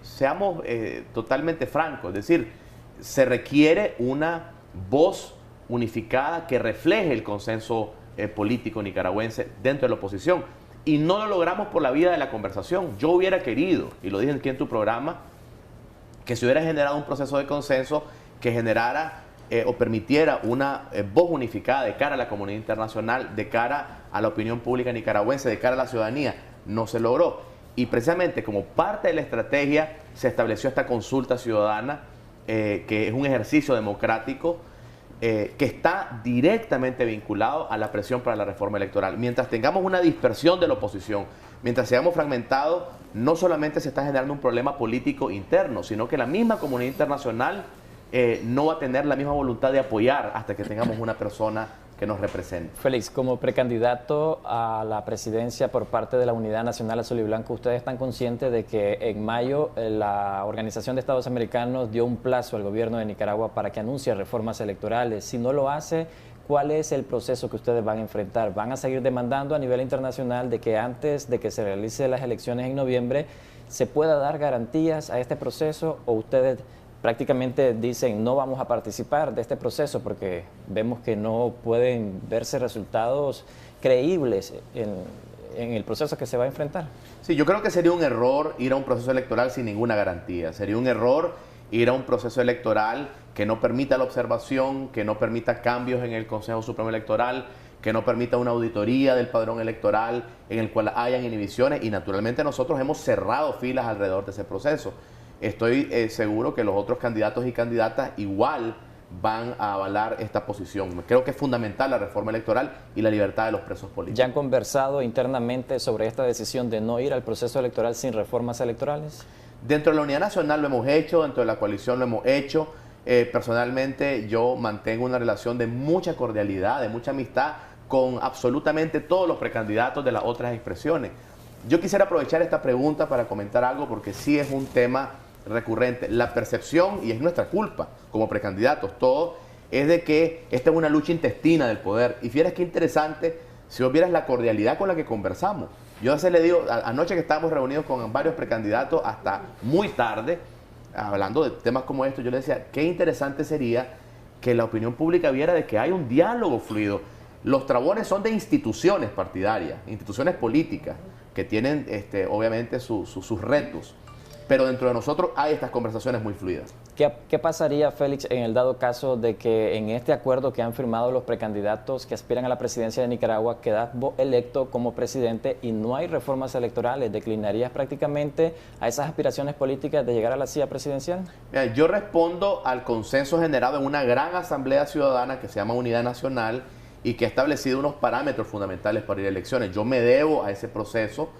Si ciertamente solamente terminé yo en el proceso porque habían otras personas interesadas, pero dentro de las primarias de la unidad solo me inscribí yo, me correspondió cumplir igualito que si hubiera competido con 10 personas el proceso de consulta con todos los municipios, con las organizaciones estudiantiles, con las organizaciones de madres de presos políticos.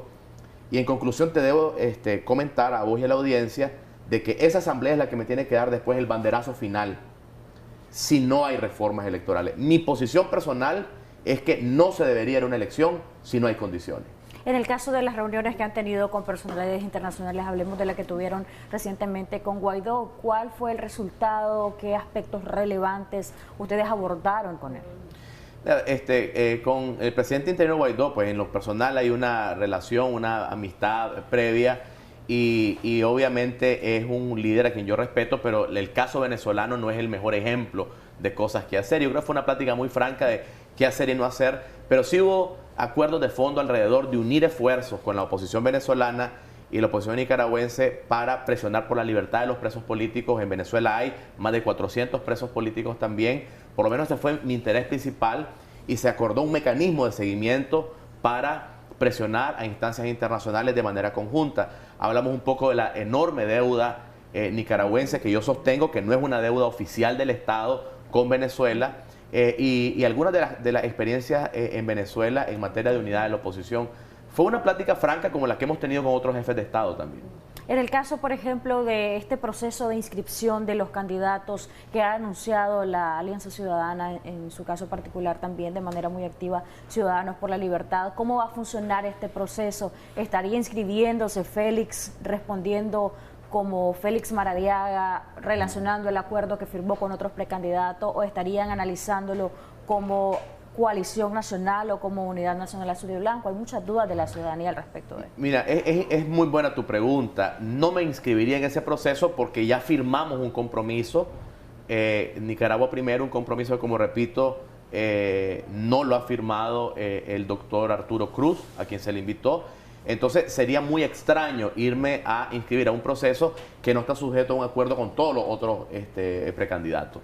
Yo tengo un gran respeto a Ciudadanos por la Libertad, es una institución política que conozco y que sé que tiene gente sumamente valiosa en su base, pero desafortunadamente no hay un acuerdo con ellos.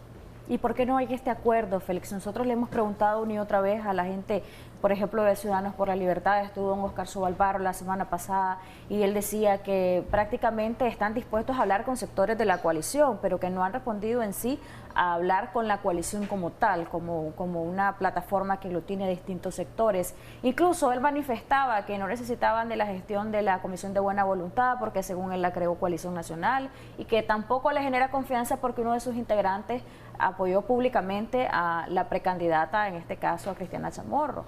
¿Qué pasa? Mira, tendrías que ¿Qué grado de razón tienen? Porque él ya respondió, ¿por qué no? Ahora, tiene razón él en lo que respondió, la creó la coalición, esta comisión, no genera confianza, no necesitan de esa gestión para que los dos bloques puedan hablar como bloque y no en su carácter personal los precandidatos. Mira, nadie puede acusar, en mi opinión, a Denis Martínez de estar parcializado, nadie puede acusar a don Fabio Gadea de ser una persona que no tiene la calidad moral y la independencia de opinar. El doctor Carlos Tunnerman fue coordinador general de la Alianza Cívica. Obviamente nosotros no creamos esa comisión, respondimos al llamado de la Comisión de Buena Voluntad. Yo no te podría decir que por qué ellos no han aceptado. Lo que sí voy a decir frente a la audiencia nacional y la gente que nos escucha incluso fuera del país, es que de mi parte y de la parte de la unidad de la Coalición Nacional vamos a seguir haciendo todos los esfuerzos de unidad, porque no unirse, en nuestra opinión, sería un acto de traición a las personas que más sufren, a las personas que están desesperadas por el desempleo, por una migración masiva, a las familias separadas por la represión y por la falta de oportunidades. Y reparar todo ese proceso, darle al país las oportunidades, trabajar conjuntamente para que las familias se puedan reunificar, para que los chavalos y las chavalas dejen de estar saliendo del país porque aquí no encuentran oportunidades, requerimos un gran consenso nacional. Y ese es nuestro llamado. ¿Crees vos que antes de mayo ustedes logren la unidad tanto de la Coalición Nacional, la Unidad Nacional Azul y Blanco, la Alianza Ciudadana, Ciudadanos por la Libertad, entre otros grupos políticos y de movimientos sociales que han surgido a raíz de la crisis de 2018? ¿Qué tan palpable podría ser esa unidad antes de mayo? Mira, yo quisiera esperar que sí. Estoy obligado a ser optimista. Yo tengo mucha esperanza, tengo mucha fe de que vamos a encontrar un acuerdo, aunque lamentablemente las señales del otro lado no son esas. Nosotros continuamos tendiendo la mano, continuamos abriendo las puertas. Fuimos la primera organización en responder al llamado de la Comisión de Buena Voluntad, y yo sé que dentro de la Alianza Cívica, me consta y dentro de Ciudadanos por la Libertad hay gente que ama a Nicaragua, y yo aprovecho esta oportunidad para hacerles un llamado a que nos sentemos a conversar sin ninguna precondición, y repito, pensando en el sufrimiento de un pueblo que está asfixiado por el desempleo, por el alza de los productos de la canasta básica, del costo de la vida, y eso requiere que nos sentemos a hablar de los grandes problemas nacionales. Esa es la misión que nosotros tenemos. En sí, ¿qué es lo que está impidiendo? Sí. ¿O van a tomar esa decisión a última hora? Es que es interesante, no tenemos una respuesta clara. Nos han dicho que no existimos, nos han dicho que la coalición no existe. Yo quisiera escuchar una razón real, concreta, que por qué no, ¿verdad? Pero en todo caso, nosotros no tomamos de manera personal ningún calificativo negativo. Creo que este no es el momento para tomar nada personal. A mí cada vez que me dicen una cosa que me pueda molestar en cuanto a esto, francamente pensamos en la gente que está sufriendo más. ¿Crees vos que existe alguien dentro de estos grupos o de los partidos políticos que pueda estar entorpeciendo ese proceso que es ansiado por el pueblo nicaragüense y que podría darle libertad al pueblo de Nicaragua? Yo no creo que sea una persona en particular, ¿verdad? No creo que sea una cuestión individual. Creo que es más un tema de desconfianzas. ¿Ya que se debe esa desconfianza que se ha venido generando? ¿Hay intereses personales, políticos, económicos de los aspirantes o de los movimientos enfocados en algunos temas que ustedes podrían estar tomando en cuenta para que no se dé la unidad? Yo creo que responde a varias cosas. La primera es la falta de un diálogo interno de la oposición. Yo siempre decía que antes de dialogar con el régimen tenemos que haber dialogado como oposición. Y cuando no hay una cultura de diálogo, como decía Monseñor Báez, él habla mucho de la cultura del encuentro, que me parece que es un concepto muy lindo, tendemos a tener desconfianzas. Pero mi llamado en todo caso es que esta es una Nicaragua que debe ser incluyente, una Nicaragua que necesita de los empresarios, que necesita de los estudiantes, de los campesinos, de las mujeres, de los afrodescendientes. Es un país diverso, y yo creo que cualquier institución política que crea tener la solución sin incluir a otros, realmente no está entendiendo lo que pasó en abril. En abril nació una Nicaragua radicalmente distinta. En Nicaragua justamente estamos en un año electoral y mucho se demanda el tema de las condiciones previas a un proceso. Tendría que haber libertades que no existen. Hay libertades, pero hay otras que no están en su totalidad, según el criterio de muchos expertos, según el criterio de organismos de derechos humanos incluso. Y aquí Félix acaba de manifestar hace unos minutos en este programa que pasó 3 meses sin poder salir de su casa. ¿Cómo es que ahora sí puede salir? ¿Cómo es que ahora se están mejorando? Quizá lo pueden ver algunos amigos y amigas televidentes, las condiciones. ¿Serán estas buenas señales? ¿Cómo es que logró Félix poder salir de su vivienda? Y si ha tenido obstáculos con la policía en estos últimos días, que ya ha logrado salir de su casa, porque hemos visto otros casos con algunas otras personalidades que sí salen pero están resguardados. Bueno, puedes ver cómo está fuera de tu canal, rodeado toda la cuadra del canal. Ustedes pueden enviar una cámara, sería interesante también que vieran cómo está. Mira, porque Ortega es el carcelero.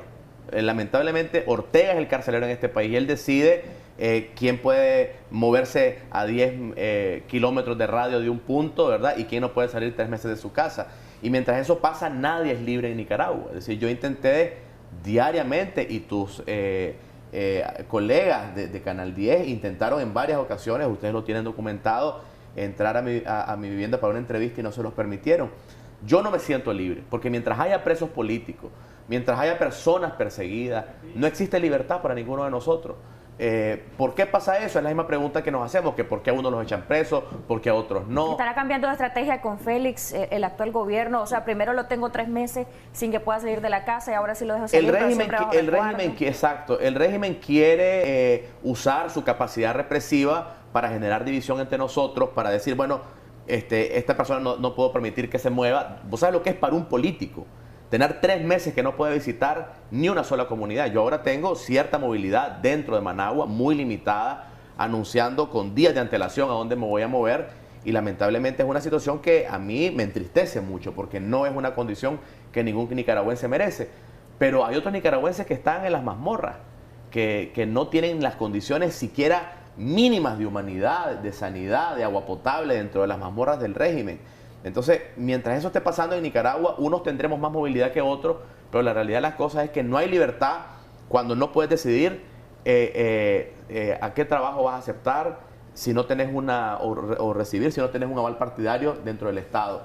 Si sos un médico y te despiden porque no seguís las instrucciones partidarias, si sos un maestro y te corren porque no levantas una bandera del partido. Es decir, en Nicaragua hay distintos niveles de represión contra los maestros, contra los trabajadores del Estado. Incluso estoy completamente seguro que la mayor parte de los trabajadores del Estado no están con el régimen, porque también están secuestrados. En el caso, por ejemplo, nos envían una pregunta un amigo televidente y nos dice, hacer esta pregunta por favor a Félix, ¿cómo es que él como candidato presidencial o en su carácter de Félix, que representa una fuerza política importante, tiene la estrategia de cuidar o defender el voto de los nicaragüenses? ¿Cómo se va a hacer esto? ¿Cómo se va a lograr? Es una preocupación porque, al fin, van a haber elecciones, pero ¿de qué manera se va a cuidar ese voto? ¿De qué manera se van a garantizar que las elecciones sean justas y transparentes cuando no hay índices de una reforma electoral? Sí, la defensa del voto es un proceso complejo que pasa necesariamente por las condiciones de observación, por las reformas electorales, pero también con tener la gente que va a hacer esa defensa del voto. Nosotros hemos iniciado desde muy temprano, ya hace varios meses, a identificar personas voluntarias dentro de la Unidad Nacional y dentro de la coalición que están dispuestos a ejercer esa labor tan noble, pero lo fundamental es tener las reformas electorales. ¿Qué han conocido, Félix, respecto a ese tema de parte de la comunidad internacional? Si ellos están dispuestos a participar de este proceso, están esperando la apertura del gobierno de Nicaragua, ¿qué dicen? Total disponibilidad. Hemos tenido, como te decía al inicio de la entrevista, intensas reuniones con la comunidad internacional. Lamentablemente, de parte del régimen, y hay que decirlo claramente, hasta el día de hoy no hay ninguna indicación de cuál va a ser la reforma. Tendrán que ceder en alguna medida a la resolución de la OEA de octubre del año pasado, pero en este momento no sabemos concretamente qué forma va a tomar esa reforma y tendremos que evaluarlo cuando la tengamos frente a nuestros ojos. Okay. De parte de la OEA, ¿tuvieron un encuentro también con la oposición o con el grupo Pro Reforma? ¿Hay algún avance en ese sentido? ¿Hay desencanto de la Organización de Estados Americanos? ¿Qué visión externaron?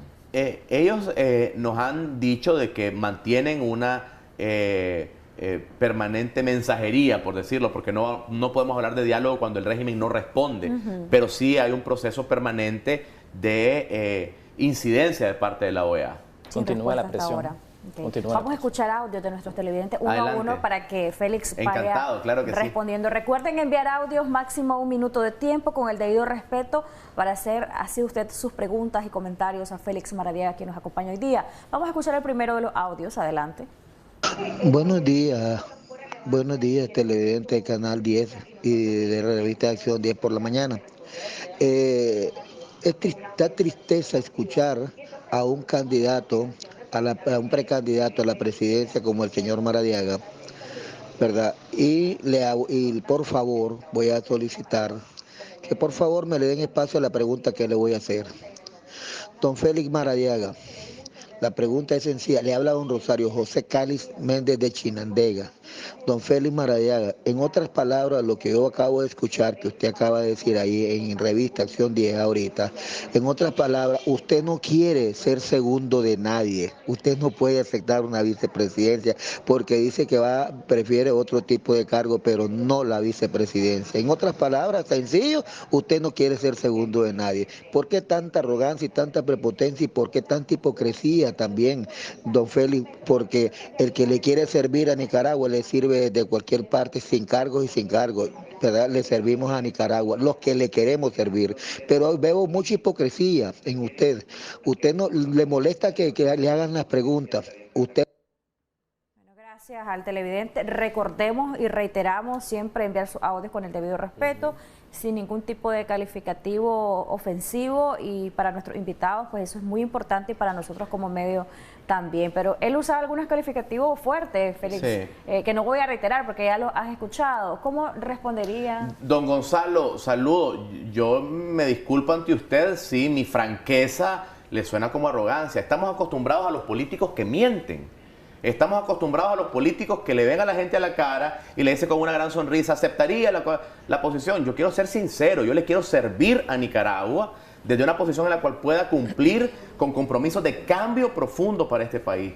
Este país realmente necesita un gran consenso nacional alrededor de un plan de nación. Hemos hablado de un proyecto importante de prosperidad incluyente, que quiere decir crecimiento económico con inclusión social, un proyecto ecológico que es parte de nuestro plan de nación, un compromiso de justicia que incluye la Comisión de la Verdad, el compromiso con las madres de las víctimas. Hemos hablado de un compromiso con la juventud, la Agenda Nacional de Juventud. Yo he firmado esos compromisos con madres de presos políticos, con madres de asesinados, y para honrar esos compromisos me he sometido a una competencia democrática para ser el primer servidor de la nación.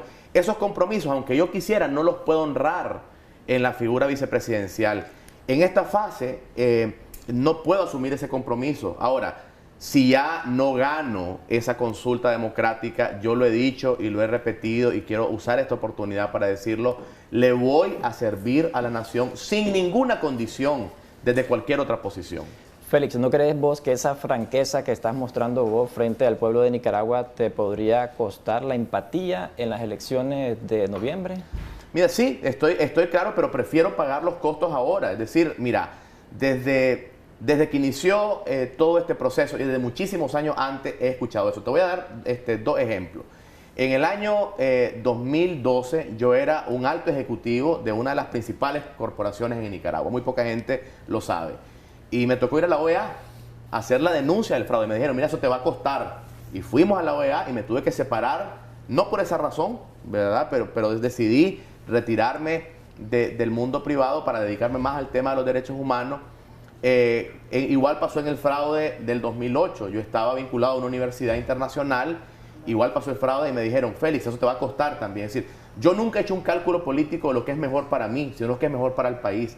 Y yo creo que la franqueza, la sinceridad, aunque a veces hasta a los mismos periodistas les extrañe, entonces, y estemos acostumbrados a una sonrisa que te dice que sí, damos la vuelta y después decimos que no.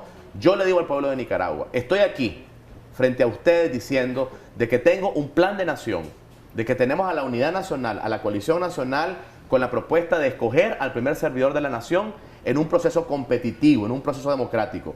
Quien gane, escoge a su vicepresidente.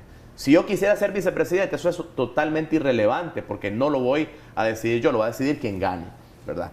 Yo sería incluso hasta jefe de campaña de la persona que gane, y lo voy a hacer con mucho gusto, si no soy yo el favorecido, pero yo esperaría que si soy yo el que recibe el mayor respaldo ciudadano, también tenga ese mismo respaldo de las otras personas. ¿Ya ha pensado, Félix, a quién le gustaría como fórmula si llegara a ganar? No, no es algo que lo he pensado en este momento, porque en esta fase estamos en una consulta ciudadana, que yo quisiera que no fuera alrededor de nombres y de personas y de quién habla mejor o quién tiene, digamos, el mayor respaldo o capacidad de mercadeo político. Quisiera que comparáramos las ideas. Por eso también hago una invitación a que tengamos debates y que comparemos los planes de nación y que escuchemos las propuestas alrededor del empleo, de la salud, de la inclusión social, de la atención a la niñez, de la educación temprana. Mi programa, si me permiten, con mucho respeto a este medio, es todos los días a las 4:30 en una importante radio. Por respeto al medio no menciono la radio, una radio nacional, en donde explicamos todo este plan de nación. En el caso de que llegaras a ganar estas elecciones, Félix, decimos que no tenés ningún nombre aún en mente para el puesto de la vicepresidencia. ¿Podrías darle la oportunidad a un expreso político en dado caso pues, de que salga victorioso en este proceso? ¿O excluirías a esa figura que ha sido tan importante en esta revolución social que ha habido desde el 2018? No, vamos a hacer la escogencia si Dios y el país considera que soy la persona que puede representar a la oposición, y espero que así sea. Estoy trabajando muy fuerte y voy a trabajar tan fuerte por la gente como cada uno de ustedes trabaja por su propia familia. Vamos a escoger a la persona que le sume al proceso. Definitivamente estaremos muy abiertos. Vamos a escuchar el siguiente audio, Félix. Adelante. Buenos días, Canal 10. Saludos al señor Félix Maradiaga y a los dos periodistas que lo están entrevistando. Pero el señor Félix Maradiaga, yo soy un fiel oyente del Canal 10 en estas noticias de 7 a 8. Pero resulta que el señor es muy prepotente, está muy entusiasmado en ser presidente de la República. Gracias. Recordemos nuevamente, por favor, con el debido respeto a nuestro invitado, Félix. Mira, yo quisiera hacer la pregunta, ¿quisieran ustedes a un líder de la nación que no tenga hambre y deseo de servir? ¿Quisieran ustedes a un presidente de la nación que no tenga disciplina, que no tenga aspiración de poder hacer lo mejor por su gente? En ese sentido, lo que estamos haciendo en este momento es una competencia democrática. Y yo entiendo al caballero, entiendo estas percepciones, porque no estamos acostumbrados. Incluso yo a mis 44 años de edad, es la primera vez que recuerdo que hay un proceso donde hay tantos precandidatos excelentes. Yo te digo de que de todos los que están, cualquiera le redoble y quintuplica en capacidad al dictador que en este momento nos roba el empleo, nos roba oportunidades, nos cierra las posibilidades de encontrar dentro de Nicaragua las posibilidades que quisiéramos, y la gente tiene que irse a España, a Costa Rica, a Panamá, a Estados Unidos. Entonces, yo haría la invitación a que no tengamos recelo a la democracia interna. Esto es bien normal en otros países del mundo. Las competencias primarias, y la gente no compite para ser segundo, tercero, cuarto, compite para ser primero. Porque si querés tener a una persona que demuestre competencia técnica para poder generar empleo, capacidad de políticas públicas para incluir a la población en los programas de desarrollo, capacidad para poder interactuar con la comunidad internacional y atraer mercados, atraer inversionistas, es una persona que naturalmente tiene que tener un proceso competitivo interno. Pero no quiero terminar de responder la pregunta repitiendo desde mi corazón que yo voy a apoyar sin ninguna condición a la persona que quede, pero invitarles a que por favor no tengamos recelos a los procesos de competencia interna que deberían ser normales en Nicaragua. ¿Cómo van a estar ustedes trabajando de cara a la reforma electoral? ¿Hay alguna otra estrategia que van a poner en práctica para que realmente esto se materialice? Bonifacio Miranda, uno de los analistas que frecuenta este programa de vez en cuando, decía que habría que ver más este tema, habría que haber más campaña de este tema, más allá de las precandidaturas y todo esto. Y algunos otros analistas han dicho que, por ejemplo, como Fanora Bendaño, que por ejemplo el presidente Ortega no le importa mucho el plazo referencial de mayo, que pueden ser bien anunciadas en abril o bien anunciadas en junio o en cualquier otro mes. ¿Cómo ustedes visualizan este Yo en escenario? ese punto en particular estaría de acuerdo con el analista. Realmente no tenemos ninguna garantía de cuándo va a ser la reforma. En todo caso, nosotros por nuestro lado creemos lo siguiente. En primer lugar, que nos tenemos que organizar ya. Independientemente de cuáles van a ser los escenarios, es fundamental tener la organización, y estamos trabajando incansablemente, aún con todas las limitantes, con el hecho de que hay días que no nos dejan salir de la casa. Ustedes, como repito, pueden ver cómo está rodeado de patrullas policiales este local. A veces lo permiten. Con todas esas limitantes, con toda esa persecución, estamos organizándonos. Y yo quiero agradecer públicamente a los colegas de la Coalición Nacional y de la Unidad Nacional, que en medio de la represión, vieras qué increíble cómo se están sumando los voluntarios, y decirles de que hay un movimiento que está en crecimiento y que es parte de este esfuerzo de presión electoral. Nos enviaron un mensaje, Félix. ¿Por qué considera Félix que está relegada a la figura vicepresidencial cuando la vicepresidenta de Nicaragua, Rosario Murillo, hace un rol protagónico? Bueno, en este caso particular creo que no podemos comparar peras con manzanas. Es decir, estamos en una dictadura familiar, yo le llamo sultanato, en donde el régimen de Ortega le ha otorgado a la señora Rosario un rol bastante particular, no por una situación jurídica o constitucional, sino por una situación familiar, ¿verdad? Yo creo que no es comparable. Pero tampoco quiero descalificar a la figura vicepresidencial. Yo reitero, tal vez no escucharon mi respuesta, de que en este momento, en esta fase, lo que hay es una primaria para el primer servidor de la nación. Cuando haya una fase para escoger la fórmula, se va a anunciar. Yo creo que va a ser un proceso muy bonito. Tenemos dentro de la Coalición Nacional un proceso súper interesante de consulta ciudadana. Quizá la gente pensaría, Félix, que de los que vayan compitiendo para este proceso de escoger al primer servidor de la nación o al candidato a ser el primer servidor de la nación, a lo mejor el que quede en segundo lugar podría ser la fórmula. Pero no está definido en las reglas del juego, lamentablemente. O sea, eso, yo creo que esa es la confusión. La gente cree que el que quede en segundo, eso no va a ser la fórmula. Eso no está en las reglas del juego. Y para las personas que han dicho de que es arrogante decirte que no aceptaría ser segundo, estoy diciendo que aceptaría ser incluso jefe de campaña, porque si algo tiene razón el caballero de Chinandega que llamó, es que el país en este momento requiere que le sirvamos a donde sea. Y ese es un tema fundamental.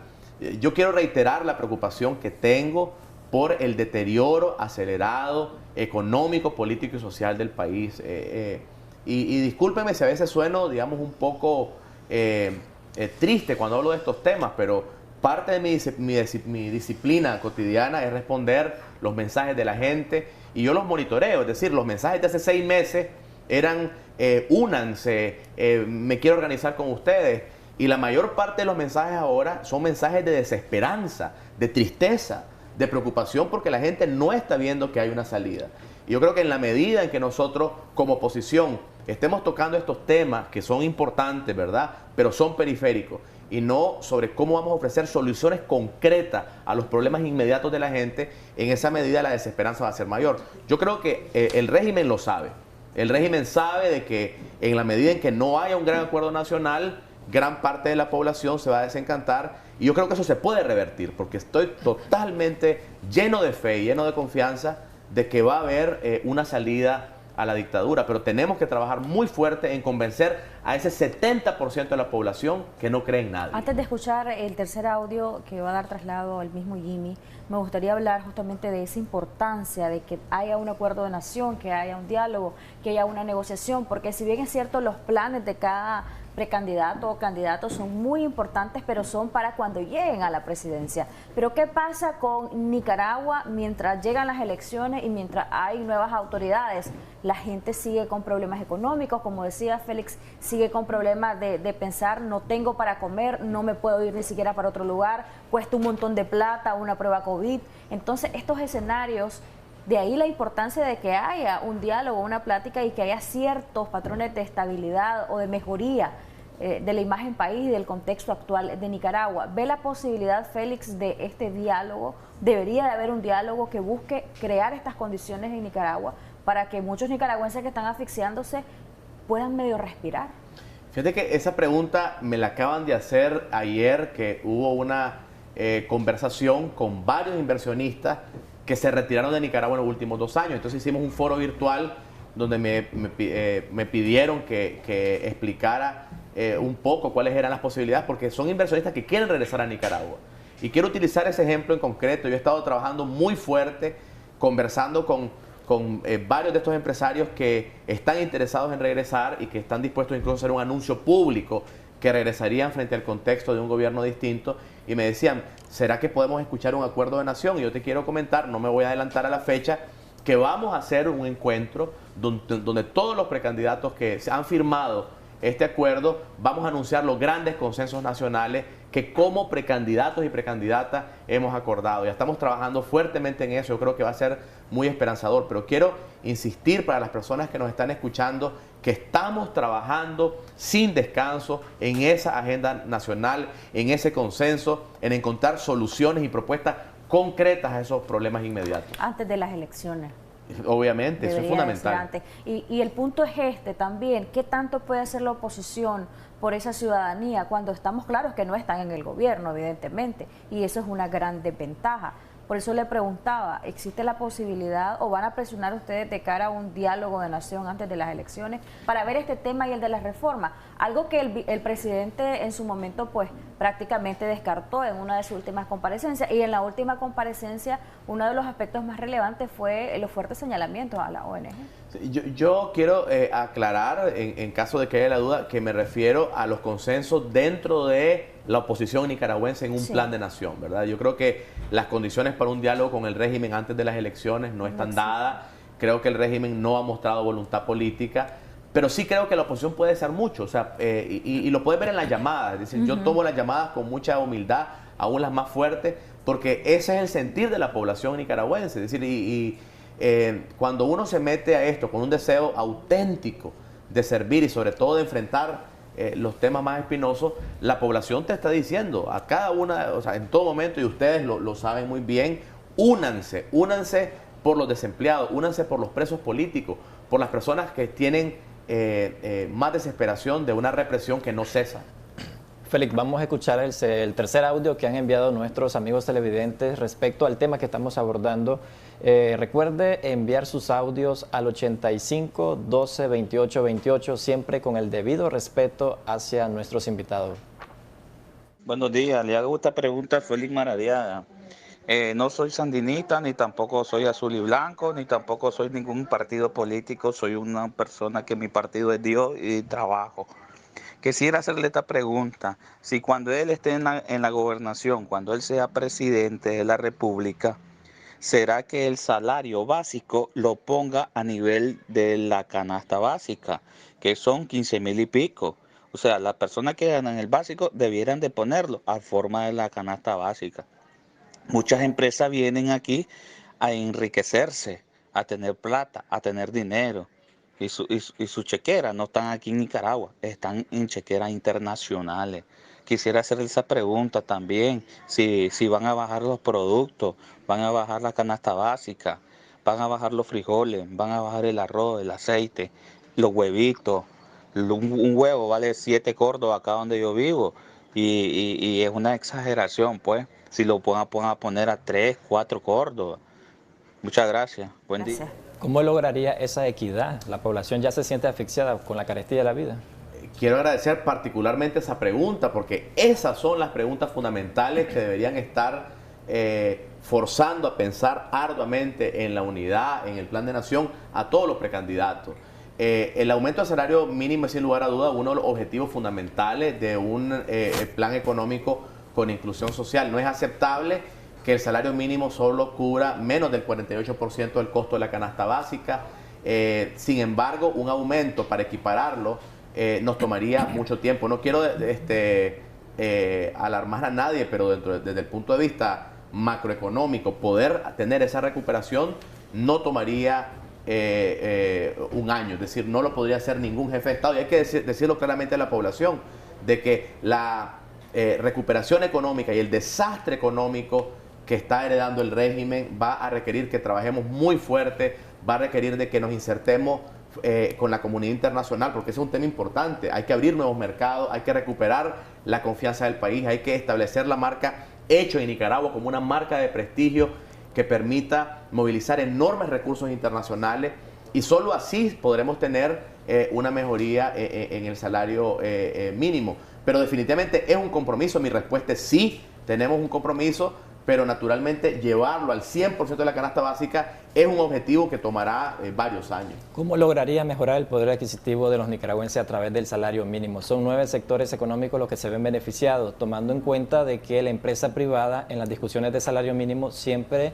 han dicho de que no están dispuestos a ceder a un aumento de salario mínimo a mayor a un dígito, que es un 10% que se ha venido aplicando en los últimos años. Y eso la empresa privada ha dicho de que crea desestabilidad económica en las empresas, crea desempleo. ¿Cómo lo vas a tratar con los empresarios? Mira, el principal problema, digamos, macroeconómico es la enorme informalidad de la economía. Casi el 70% de los empleos son informales, y de estos la mitad son subempleo. Entonces realmente el aumento del salario mínimo por decreto impacta desde el punto de vista macroeconómico muy poco, porque la verdad, el mayor beneficio, digamos, a la economía es la estabilidad, es el surgimiento de empresas con capacidad de generar más empleo. Entonces, yo creo que no es solamente un tema de decretos, a eso me refiero, no es solamente un tema de firmar una orden ejecutiva o llegar, digamos, a un acuerdo, es mejorar todo el sistema económico, que tiene que ver esencialmente con respeto a la propiedad privada, con captación de nuevas inversiones, con captación de empresas de calidad que puedan establecer mejores salarios. Esto es un proceso bastante complejo, pero obviamente va a requerir de un diálogo permanente con el sector privado, que estamos dispuestos a llevarlo a cabo. Óscar Sobalbarro, de Ciudadanos por la Libertad, decía que en unas 3 semanas probablemente habría un candidato único. ¿Cómo ve Félix este plazo? Bueno, yo partiría de la pregunta de si estarían dispuestos a firmar el acuerdo de Nicaragua primero. Entiendo de que hay un candidato de Ciudadanos por la Libertad, el doctor Cruz, y yo diría de que para llegar al tema del candidato único hay que asumir compromisos. Así que más bien aprovecharía para hacer la invitación a que firme ese acuerdo. Que de hecho recientemente se ha publicado que aparentemente él no lo va a firmar, luego miré otra publicación confidencial donde se decía que él va a contestar hasta después de marzo 18 y toda esta situación. Deberían todos los precandidatos firmar este acuerdo, y quiero también traer a colación lo que me manifestaban de manera bilateral algunos sectores, sobre todo de la costa caribe nicaragüense, del candidato que los representa, o que sienten ellos que los representa, que hay un poco de inclusión a algunos sectores. ¿Esto es cierto, Félix? Hay un poco de, perdón. Exclusión a algunos sectores. Mira, yo no conduzco los procesos, obviamente soy un competidor más dentro del proceso de consulta, pero yo creo que no hay que cerrar los ojos a una realidad. Nicaragua, que te referías al candidato de la costa caribe, sí, ¿verdad? Nicaragua es un país que no se caracteriza por la inclusión social. Creo que George lo ha dicho acá, es un amigo de muchísimos años, lo quiero mucho, y George ha puesto sobre la mesa el tema de la discriminación. Yo creo que decir que no sería negar una realidad. En Nicaragua hay una exclusión social porque unos son campesinos, porque otras personas son afrodescendientes, porque otras personas no venimos de grupos económicos de poder y porque somos de clase media. O sea, Nicaragua es un país precioso, de grandes posibilidades, pero también tenemos que admitir con mucha humildad y mucha transparencia que no somos un país que ha ejercitado la inclusión social y la participación como a los niveles que lo deberíamos tener. Así que yo creo que se puede mejorar mucho en inclusión social, porque Nicaragua no solamente es una Nicaragua del Pacífico, Nicaragua es una Nicaragua costeña, es una Nicaragua caribeña, es una Nicaragua rural también, y esos ejercicios hacen falta. Bueno, Félix, muchas gracias por habernos acompañado. Gracias a ustedes por la oportunidad, y bueno, espero regresar pronto y poder hablar de los temas del Plan de Nación y la propuesta económica con más detalle. Perfecto. Su comentario de cierre en el sentido de este plan, si alguien desea conocer más de cerca a su candidato, a lo mejor hay gente que ya se identifica y dicen, Félix es mi candidato, quiero conocer más de cerca su Plan de Nación, quiero conocerle a él como persona. ¿Está Félix en la apertura? ¿Cómo pueden hacer? Sí, tenemos una página en Facebook en la cual podemos responder a sus preguntas. También un programa de radio todos los días a las 4:30 en una importante radio nacional, presencialmente por Facebook y por Twitter. Pero además de eso quería reiterar nuestra voluntad, nuestro deseo de poder encontrar una rápida salida a la urgente crisis nacional. Vamos a trabajar muy fuerte para encontrar esa salida. Muchas gracias por la oportunidad que me han dado de conversar. Te agradezco también, Jimmy, a vos. Bueno, gracias por acompañarnos, Félix.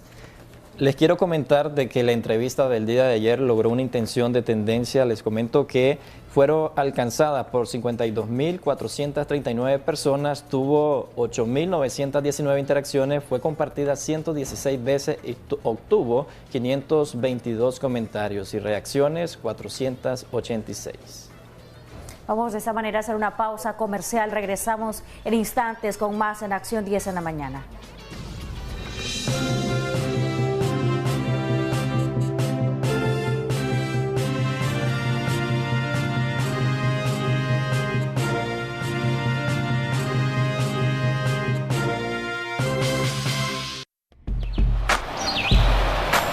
Ya regresamos con Acción 10 en la mañana. Continuamos con Acción 10 en la mañana.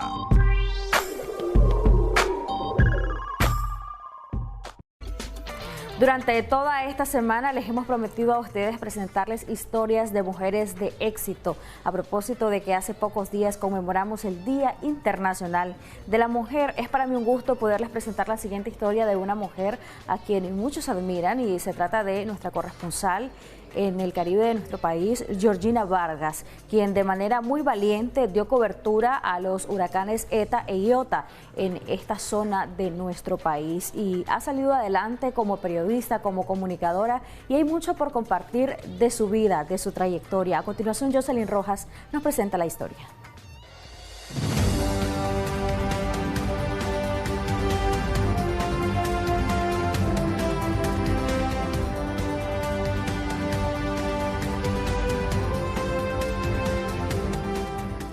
destacando el desempeño de la mujer nicaragüense en todo ámbito. Hoy les contaré los riesgos que conlleva ejercer el periodismo en el país. Para ello conversamos con una mujer que se ha enfrentado a grandes desafíos. Les hablo de Georgina Vargas, corresponsal de la Costa Caribe Norte para este sistema informativo. Este 2021, Georgina cumplirá 8 años de ser la portavoz de miles de costeños. Para llevar la información, ella aborda lanchas, botes, vehículos y hasta atraviesa ríos, puentes o lo que sea con tal de llevar la noticia. Muchas veces yo he andado en comunidades, muchas veces yo he andado fuera del municipio, de la ciudad, y pues la verdad ni siquiera ni un periodista hombre ha podido llegar a lugares que yo he llegado.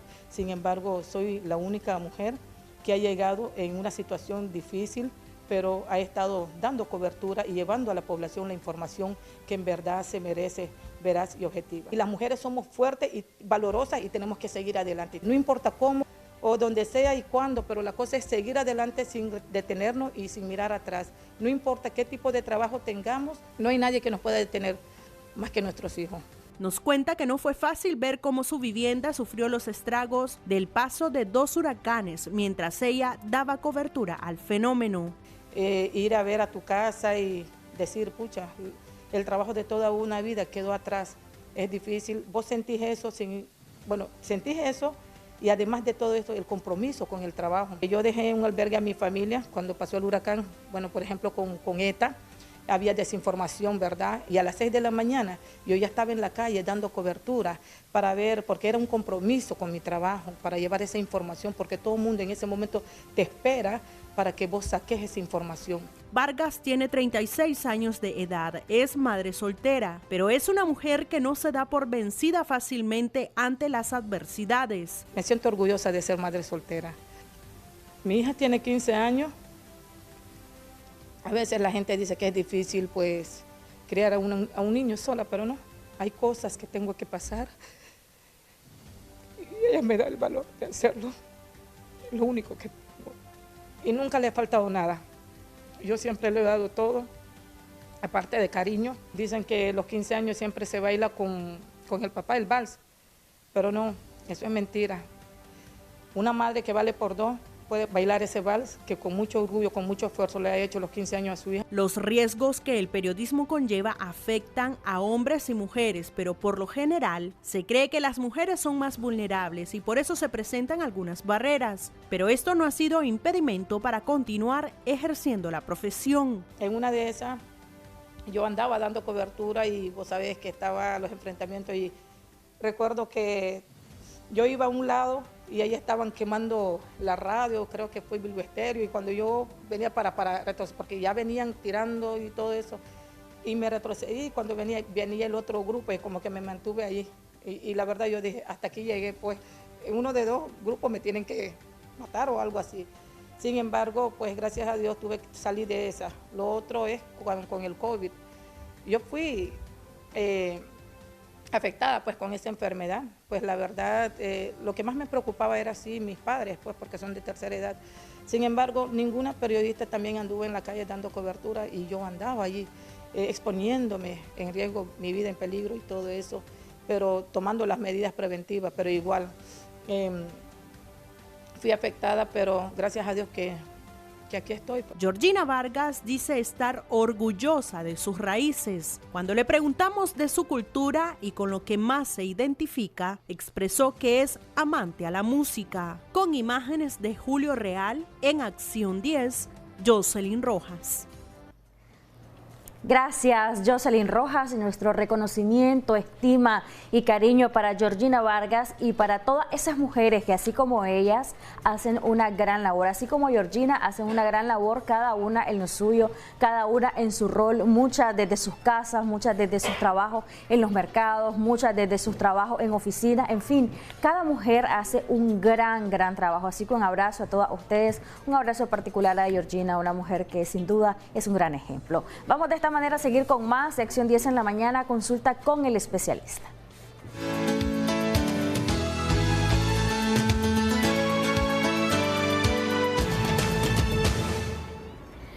Bien, y hoy en nuestro segmento La Consulta con el Especialista tenemos la grata visita del doctor Javier Bravo. Él es médico diabetólogo y estará abordando con nosotros un tema de suma importancia que afecta principalmente a aquellos pacientes con diabetes. Muy buenos días, doctor, y bienvenido una vez más a Acción 10 en la mañana. Gracias, Daniela, una vez más aquí en la revista Acción 10. Primeramente, darle gracias a Dios por un día más de vida. Hablar de artropatía de Charcot o pie de Charcot, para muchos pacientes, pues este término no es conocido, para otros sí ya es conocido. Se trata no es más que una complicación de la misma diabetes, de la misma expresión, que es un aumento de los niveles altos de glucosa. ¿En qué consiste eso? Consiste en una destrucción masiva de lo que es la parte de los huesos del mismo pie.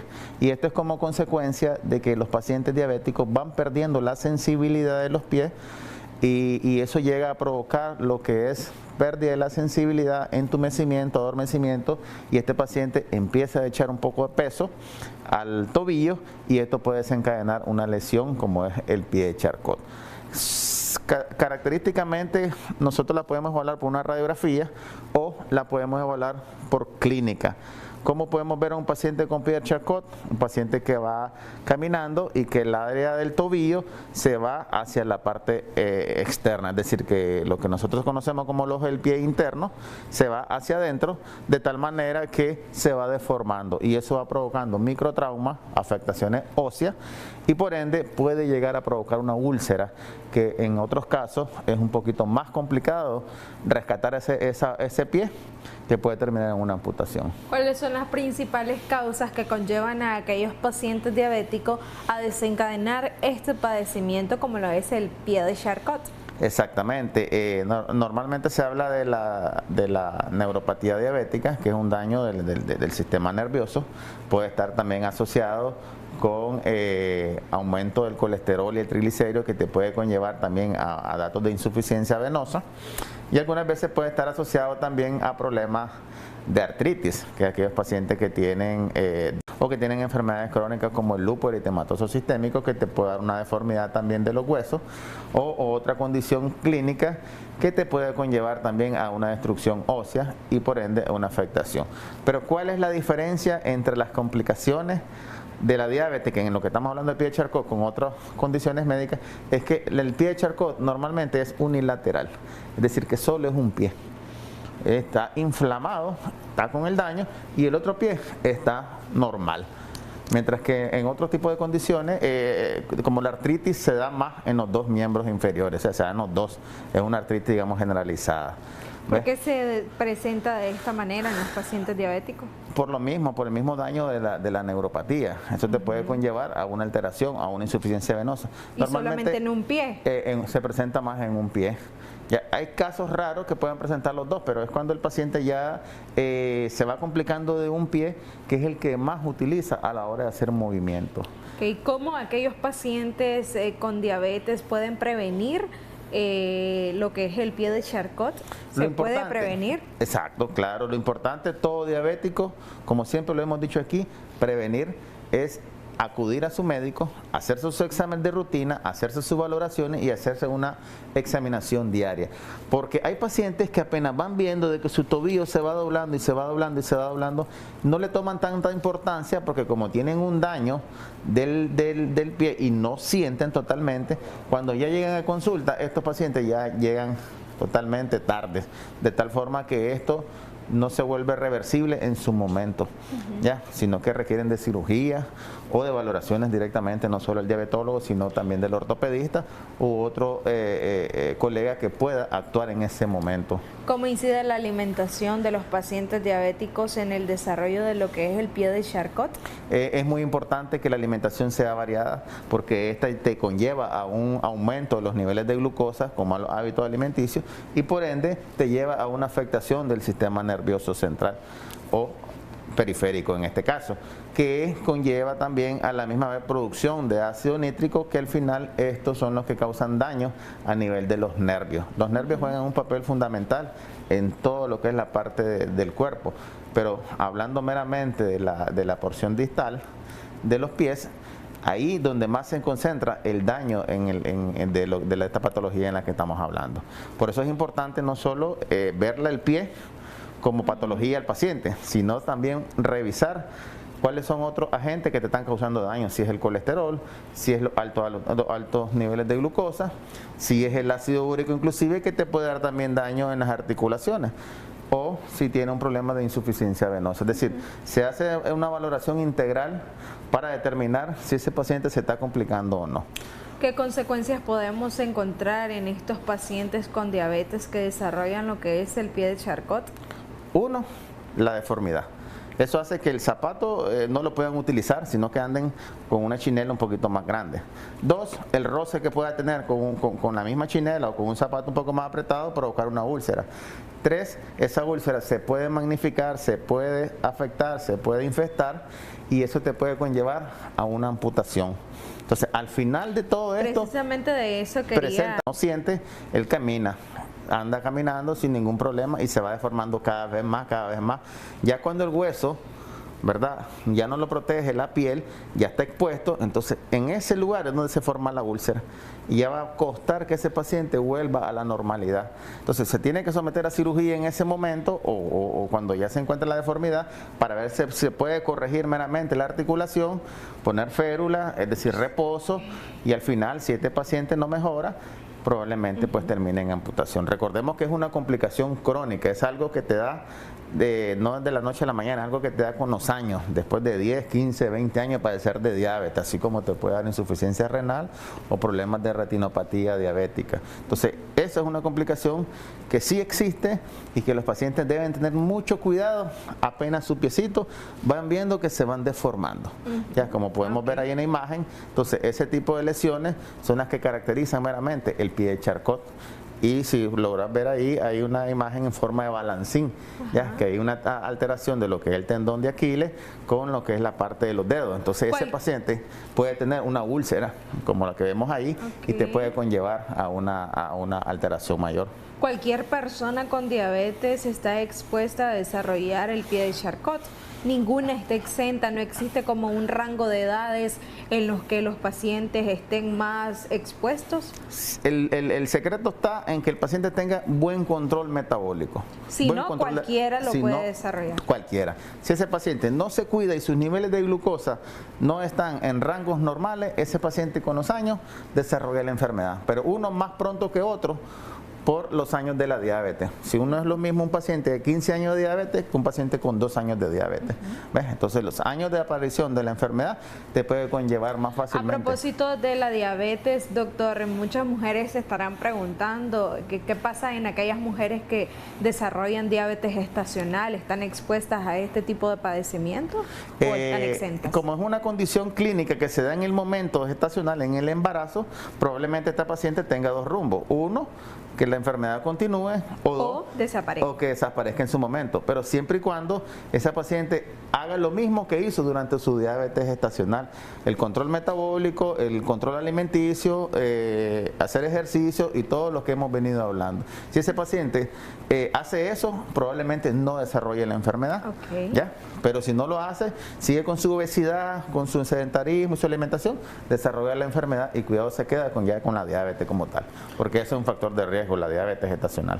Y muchísimas gracias, doctor, por habernos acompañado hoy una vez más aquí a través de su revista Acción 10 en la mañana, abordando siempre temas de suma importancia. Y usted que nos está sintonizando, no se olvide de atender y visitar a su médico de cabecera para que sea él quien brinde las debidas recomendaciones. Nosotros con toda esta información continuamos con más aquí a través de su revista Acción 10 en la mañana.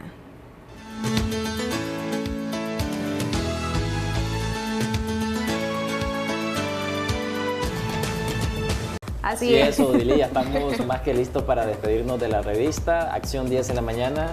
¿Tenemos cumpleañeros? Así es, vamos a saludar Con mucho gusto a Henry José Sánchez Espinosa. Los saludos van de parte de su esposa e hijos. Él cumple un año más de vida. Muchísimas felicidades y bendiciones. Felicidades para él y bendiciones. Que sea Dios quien guíe este nuevo año de vida, ¿verdad? Así es. Muchas felicitaciones a todas aquellas personas que no se pudieron poner en contacto con nosotros y no pudieron enviarnos sus fotitos. Será hasta el día de mañana, si Dios lo permite. Pasen un excelente día.